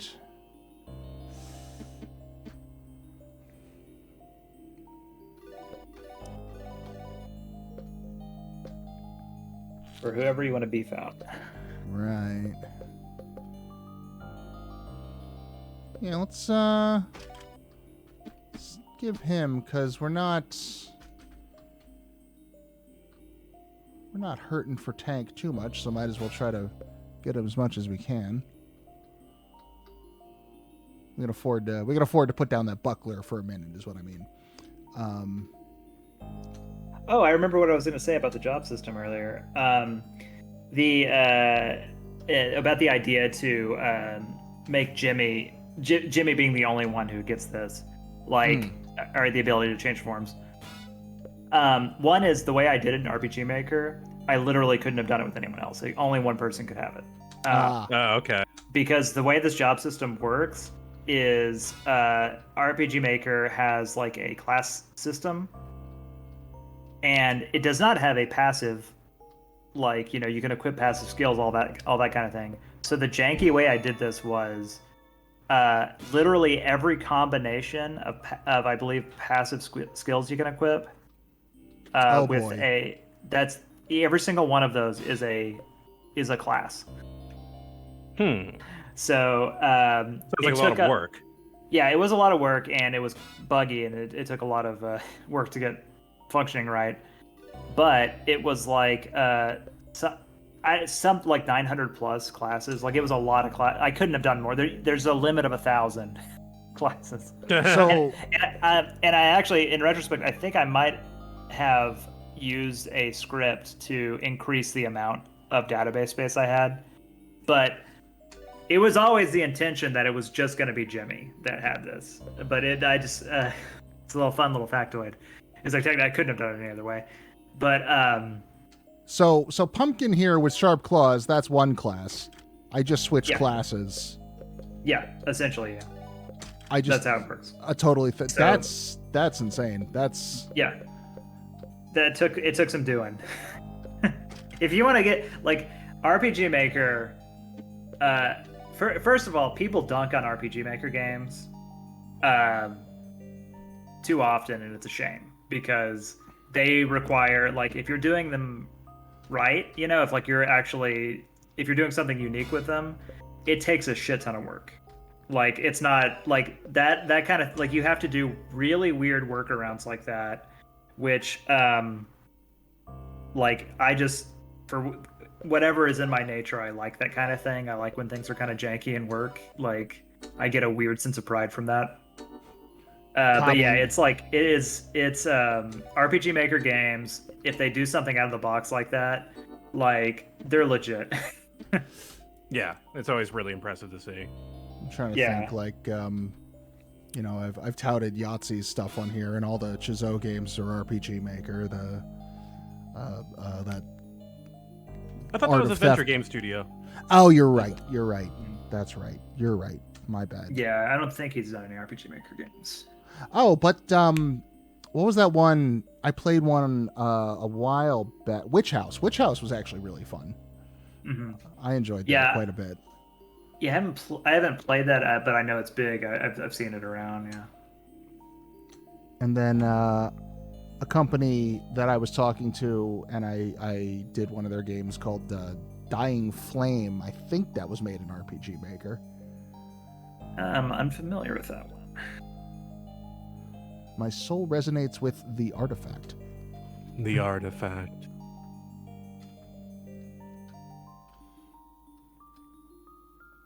I haven't had any bad experiences so far, but I've heard a lot of people like talking shit about them, and that I didn't understand why. I mean, I could like, to be fair, there are a lot of bad RPG Maker games. Like, I'm not saying like every RPG Maker's game is great. Like, it's very easy to make a bad RPG Maker game. But yeah, the ones that really put in the time, like you can tell there's like a astronomical difference with what you can get. It's just a tool, you know.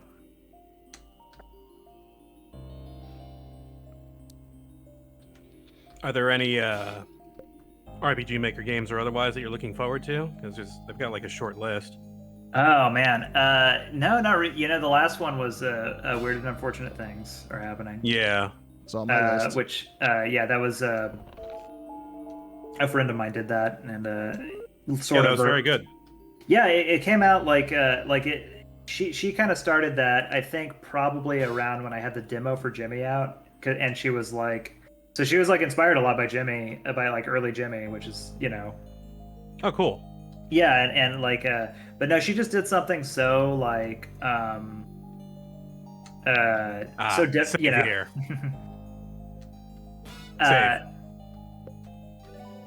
She did something so like, we're good. Different than Jimmy, while still kind of doing conceptually the same thing, and I just like, I was so like, it was so interesting and cool, and I just I love that one. Yeah.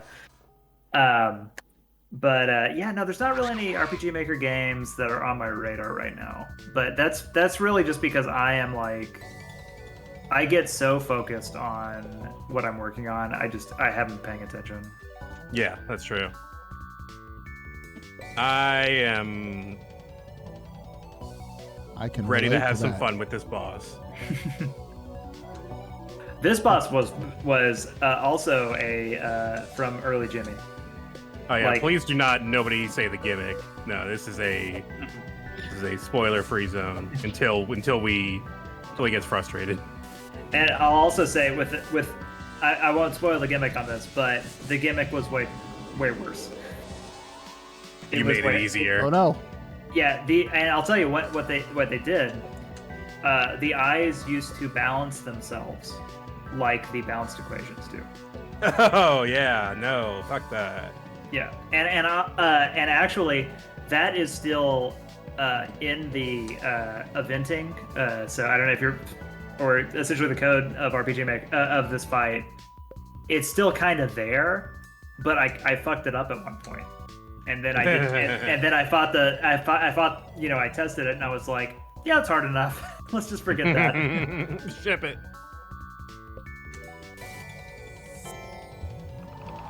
Yeah, nope, that didn't work. They can't. Yeah, they can somehow rebalance still. I forget what the. Yeah, it's some weird, like, because of how I put it in wrong. There's still a very rare chance that can happen. Okay. So did you see the message there? Yes, as long as the eyes are closed, I don't exist because they can't see me. So no object permanence. Exactly. So then let's just chill for a turn while the thermal bomb recharges. Oh, actually.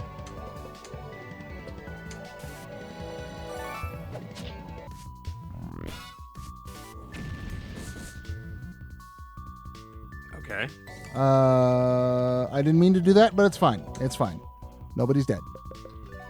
All right, guys. I am probably going to get off here in a few minutes. Like, if y'all had any questions or anything for me before I head off, I'll take them though. Yeah. Anyone in chat? Any final questions for Kasey?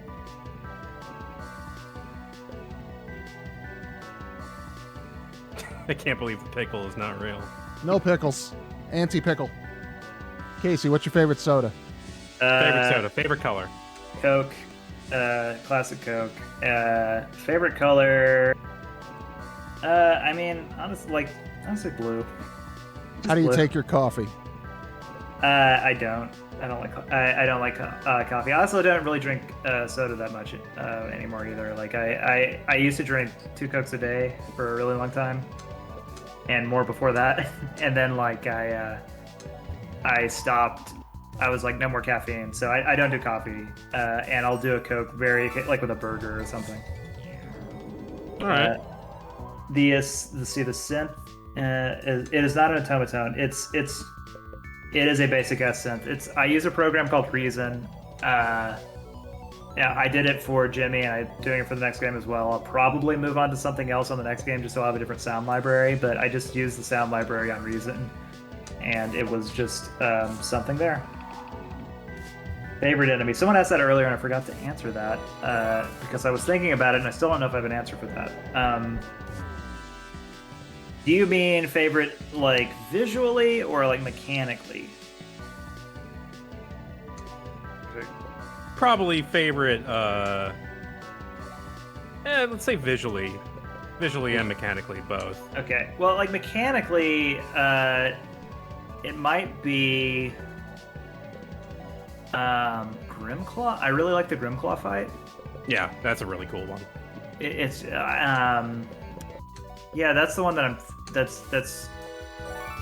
that's in my head right now. Visually, it would have been I guess if I say the name, it's not going to really be a spoiler because who knows. But Whisper Weaver. Okay, is probably, I think my favorite looking. That was actually the first thing I drew for this game. That's another thing. We have access to that now, but we don't want to do it right now. Oh yeah. That's definitely in game. Is when you want to tackle that one.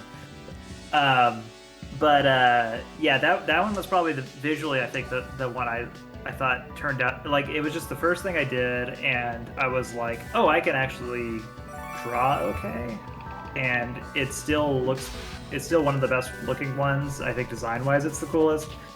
Jonathan Bear was one of the last things I drew because he was a redraw. Mm-hmm. My original drawing of him was not that good, and the redraw looks really good. Like, at least, I mean, I feel it looks good. So, but yeah, I'd say probably the Whisper Weaver is the one that I liked the most. I probably missed some things. Favorite guilty pleasure game.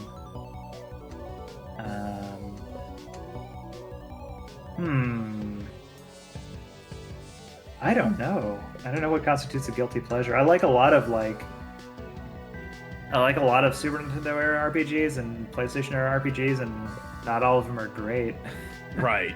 So there's probably some guilty pleasures in there. Yeah, it's like I interpret it as things that maybe they're not the greatest, but you still enjoy them for what they are.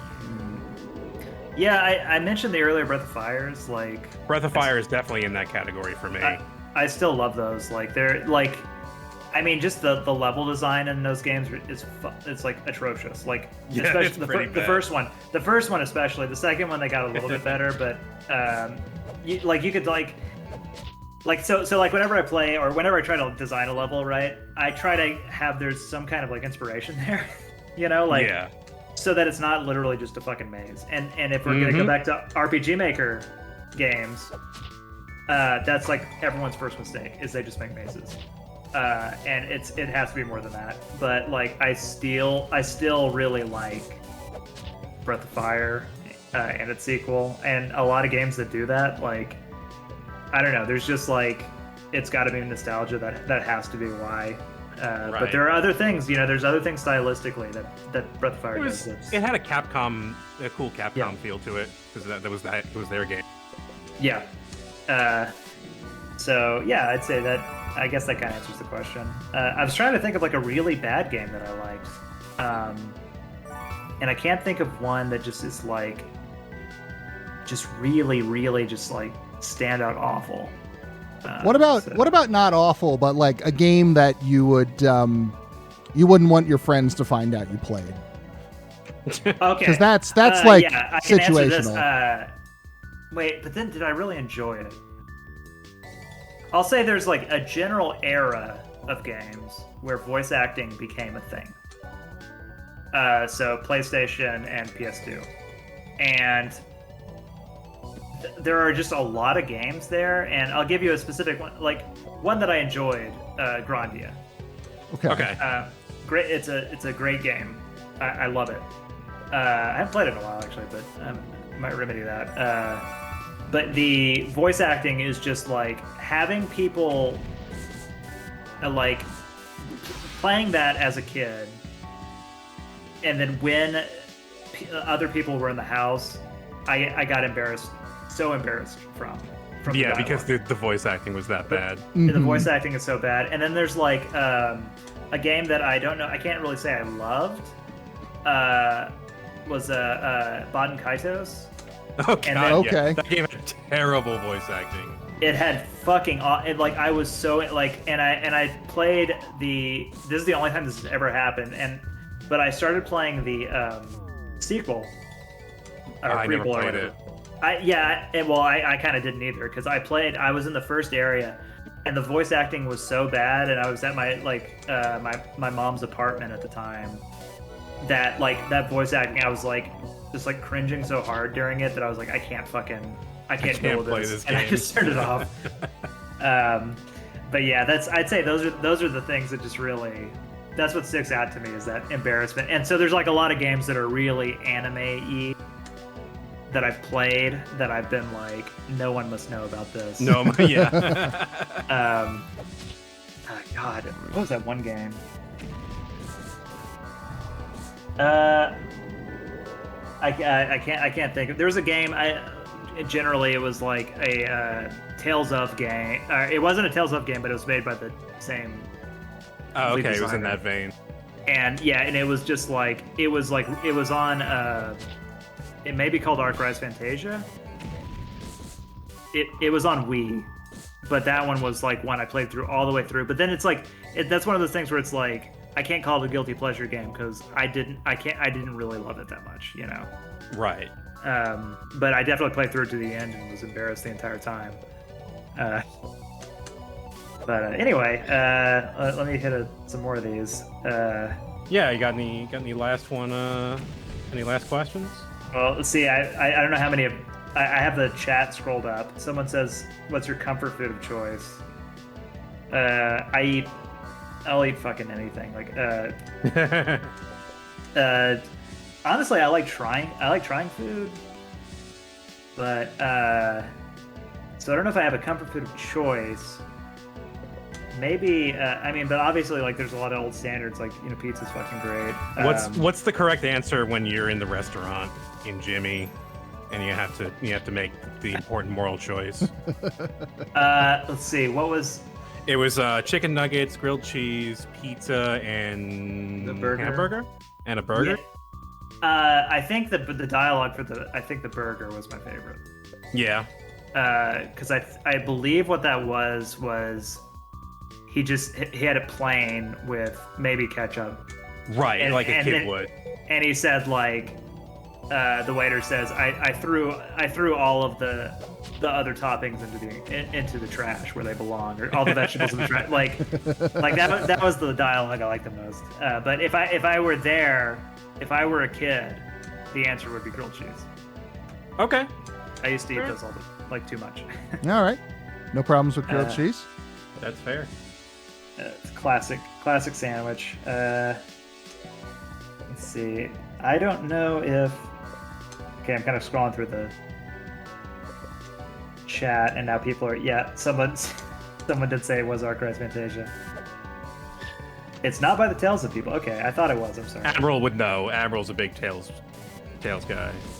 There was something about it in my brain. They are connected, and I don't know if it may have just been music or something, some aspect of it. But yeah, you would know more than me. That's just some weird association I have in my head. You're almost there. We're getting there. Yeah, I wasn't sure how this was gonna go, but you do need to seal the deal. Oh, nice, Lars. Lars reflected that. He's got the cross. I've been getting well, go ahead, Kasey. Oh, I was just gonna say, I think I hit all the questions. We'll do like a last chance, if anyone, before I leave, because I'm super hungry. Oh Last yeah, call. don't let us keep you. I'm probably gonna get some Indian food, which would have been the answer to the comfort. At this moment, what my favorite comfort food would be a big fucking bowl of lamb vindaloo. Nice. Oh, okay. Yeah. Non-RPG game. Non-JRPG. Favorite. Well, I mean, I guess if we're gonna go by hours logged, I don't know if you count Monster Hunter World as a JRPG. No, I'd count that as like an action MMO. Yeah. I've definitely put in my time on that game, Nice. I fucking loved it. Yeah, it's real fun. But it definitely, like, by the end there, I got pretty tired of it. Yeah. But yeah, it took me 400. Like, that's like, so many people have this criticism of games where they put in 400 hours, and then they're like, oh, it's always I my hate favorite it. screenshot where it's Yeah. like I fucking hate it. Like, my favorite Steam review is I hate it. 2,000 hours played. Right? Yeah, of course you hate it. You spent fucking 2,000 hours with it. It's done. Man, like, you it's did done that- its job. You I did that hate on your anything first try, after and 2,000 hours. this took me like 6 attempts. I just had so many attempts go wrong. Um, That was a fun one. That was a good one. Yeah, that's a very Yeah, good. good job. Once I figured out what the different combinations of eyes did, and now that I know that, you saying that they would balance themselves automatically, like if he just kept closing his eyes, I'd have been fucked. No, it's fun. One, you break the mechanic once you kill one of them. Yeah. yeah. Oh, okay. I didn't know what was gonna. So I was trying to You were bring them trying down to get them down evenly, together. Yeah, just because I didn't know what would happen if there was only one. yeah, you played it safe. Yeah. So like in early Jimmy, the balancing worked a little different too. It would have been it wouldn't have been like a heal to the same amount of health. They would have healed to either full or half. Oh, jeez. So that was like original Jimmy. So the fight was a lot. It wasn't as big.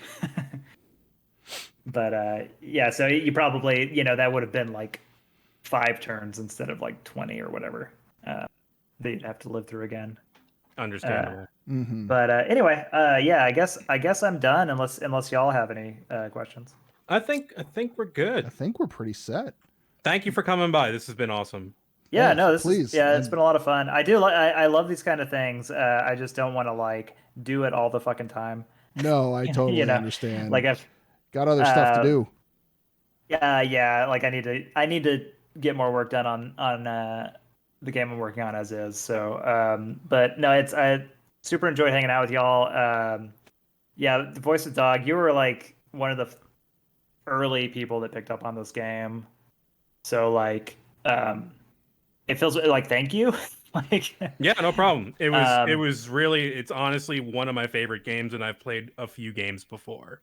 that means a lot. Like, I know, like I've just I've seen you championing Jimmy, and it's still a very obscure game. I don't think it'll ever really become not obscure. But like, so any kind of like,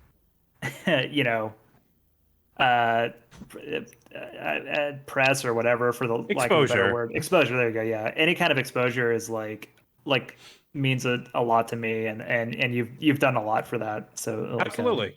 thank I you. appreciate it. But anyway, all right, guys, have fun. Yeah, we will. We will. Take care of yourself. Enjoy the Indian food. I fucking will. All right. All right. Later. Good night. Very well. Oh, thank you to Kasey for hanging out with us today. That was really, really cool. Yeah, that's awesome. And I'm glad I could learned a clown lot. on his numbers in front of him. Yeah, no, that was incredibly informative. All right. Let's find the secret knowledge. I like that Kasey is is chatting before like a certain controversial thing happens that we won't spoil in chat. That's kind of incredible. Okay, so we got the staves of Hermes that just were like hidden by the scroll, right? So that's got to be important. The words keep worming around on the page. Oh, hi. It's Buck. Hey, my bestest big brother's back. Totally looking normal and good. And manhandling our mom, as is the common greeting of our people.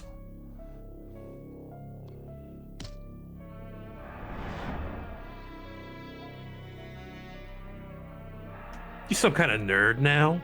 I've always been a nerd.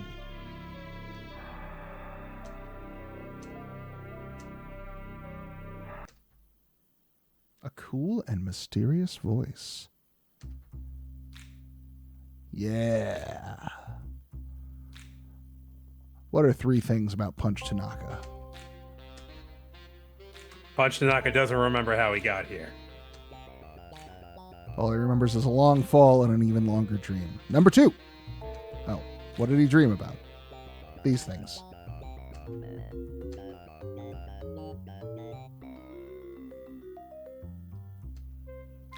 Number 2. He really hates the pulsating mass.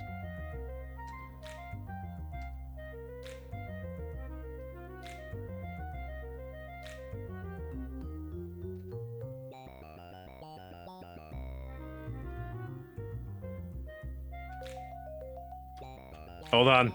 Feeling some words coming up. Bear in a clown wig. Forced to ride a tiny bike. Well, he's still a bear. I can't stop the haiku. It's in me. I can't stop that.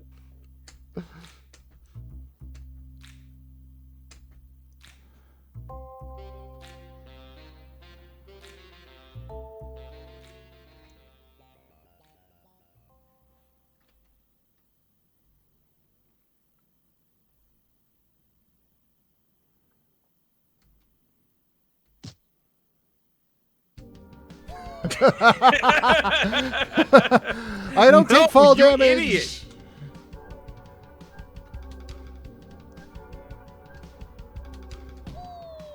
Oh no.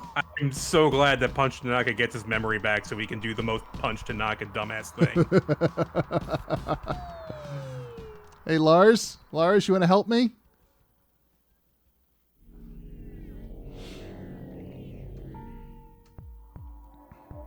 Ooh, what's that? Is that a mass? Oh, okay. Fucking demon brother. Oh no, we've got more Mother 3 creeping in here, don't we? That's not gonna go. That's not gonna be good.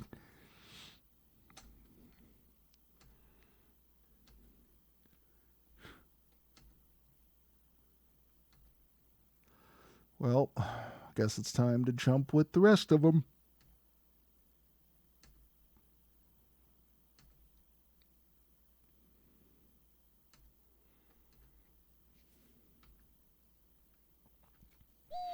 Vacation would be nice right about now. Uncle Lars seems like a dope smoking surfer bum. I could see him being happy in that life. Maybe? Like, owns a surfboard, doesn't actually use it, but, you know, looks, we looks definitely good, wouldn't use it. but likes, you know, having it nearby for photo Sure. opportunities and such. For the aesthetic.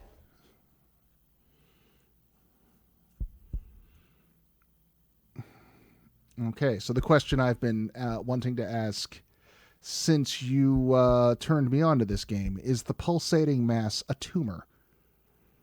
Could it be?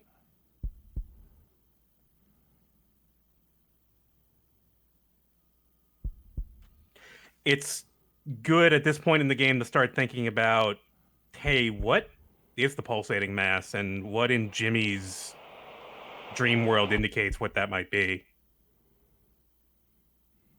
It's a corrupting, malignant force that spreads. And while that would fit with a tumor pretty well, Jimmy's 8 years old. Would that be, information that he's privy to? Like, would he be thinking about things in such terms? How would a child acclimate themselves to the idea of a tumor?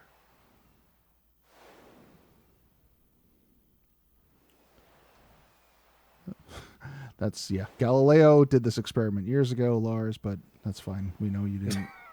It's fine. Bowling balls and feathers. It's all good.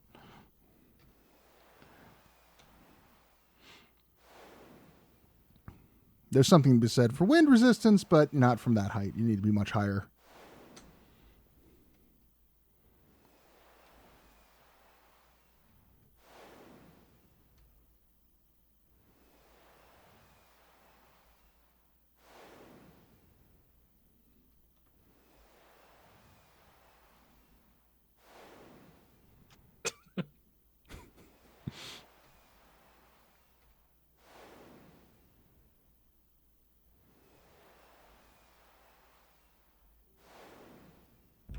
Have a nice day with our Uncle Lars. Just hanging out on the beach. Yeah, we got what we wanted. All Lars really seems to want to do is just, hang out. Damn it.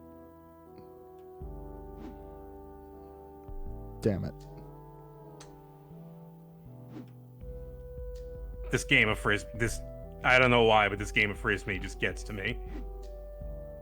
Nobody can throw a Frisbee to one another. I can relate. I'm fucking terrible with a Frisbee. I'm okay, but I can't aim that well. I tried to play Ultimate with some people back in college, and that was just not gonna happen. Yeah, I used to play outside my apartment, but it was like this touch game where you'd have to throw it and then tap it in the air and your partner would catch it. Athletics.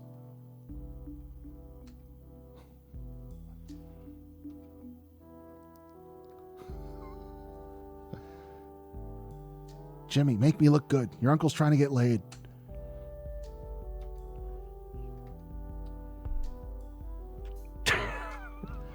Well. Why does he fall down in the sand? That's what I should have asked, Kasey. He's just heartbroken. Can't deal with the rejection.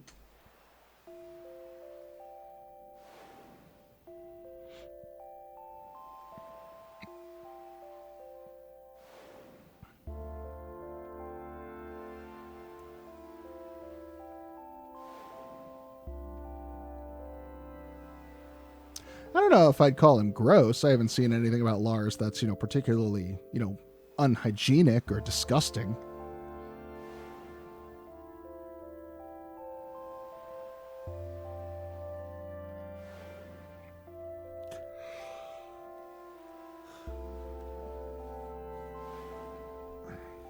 He is very lazy, though. Okay.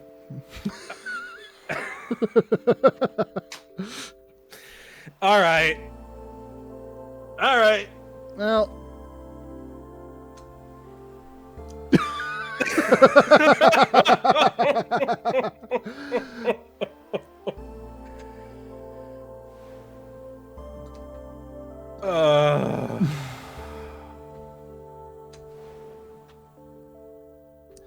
Is Lars on any incel forums? Because maybe he might be. And Chad has got it exactly right. Like this moment, I feel like it speaks for itself. But in case you had too much sympathy for Lars, we need to curb that shit right now. We need to curb that shit right now because fuck. His heart's in the right place. He has a fucked up worldview, and he's in a situation that he makes himself helpless to, handle. Mm-hmm. And that worldview seems to come from his lack of sheltered life. experience. Yeah. Yeah. Like, that's usually where that comes from. But that's the scene right there. That's it's incredible. Goodbye, Andrew. Goodbye, Helga. now it's just me and my uncle It's just you and Lars. in a beach town. On the beach.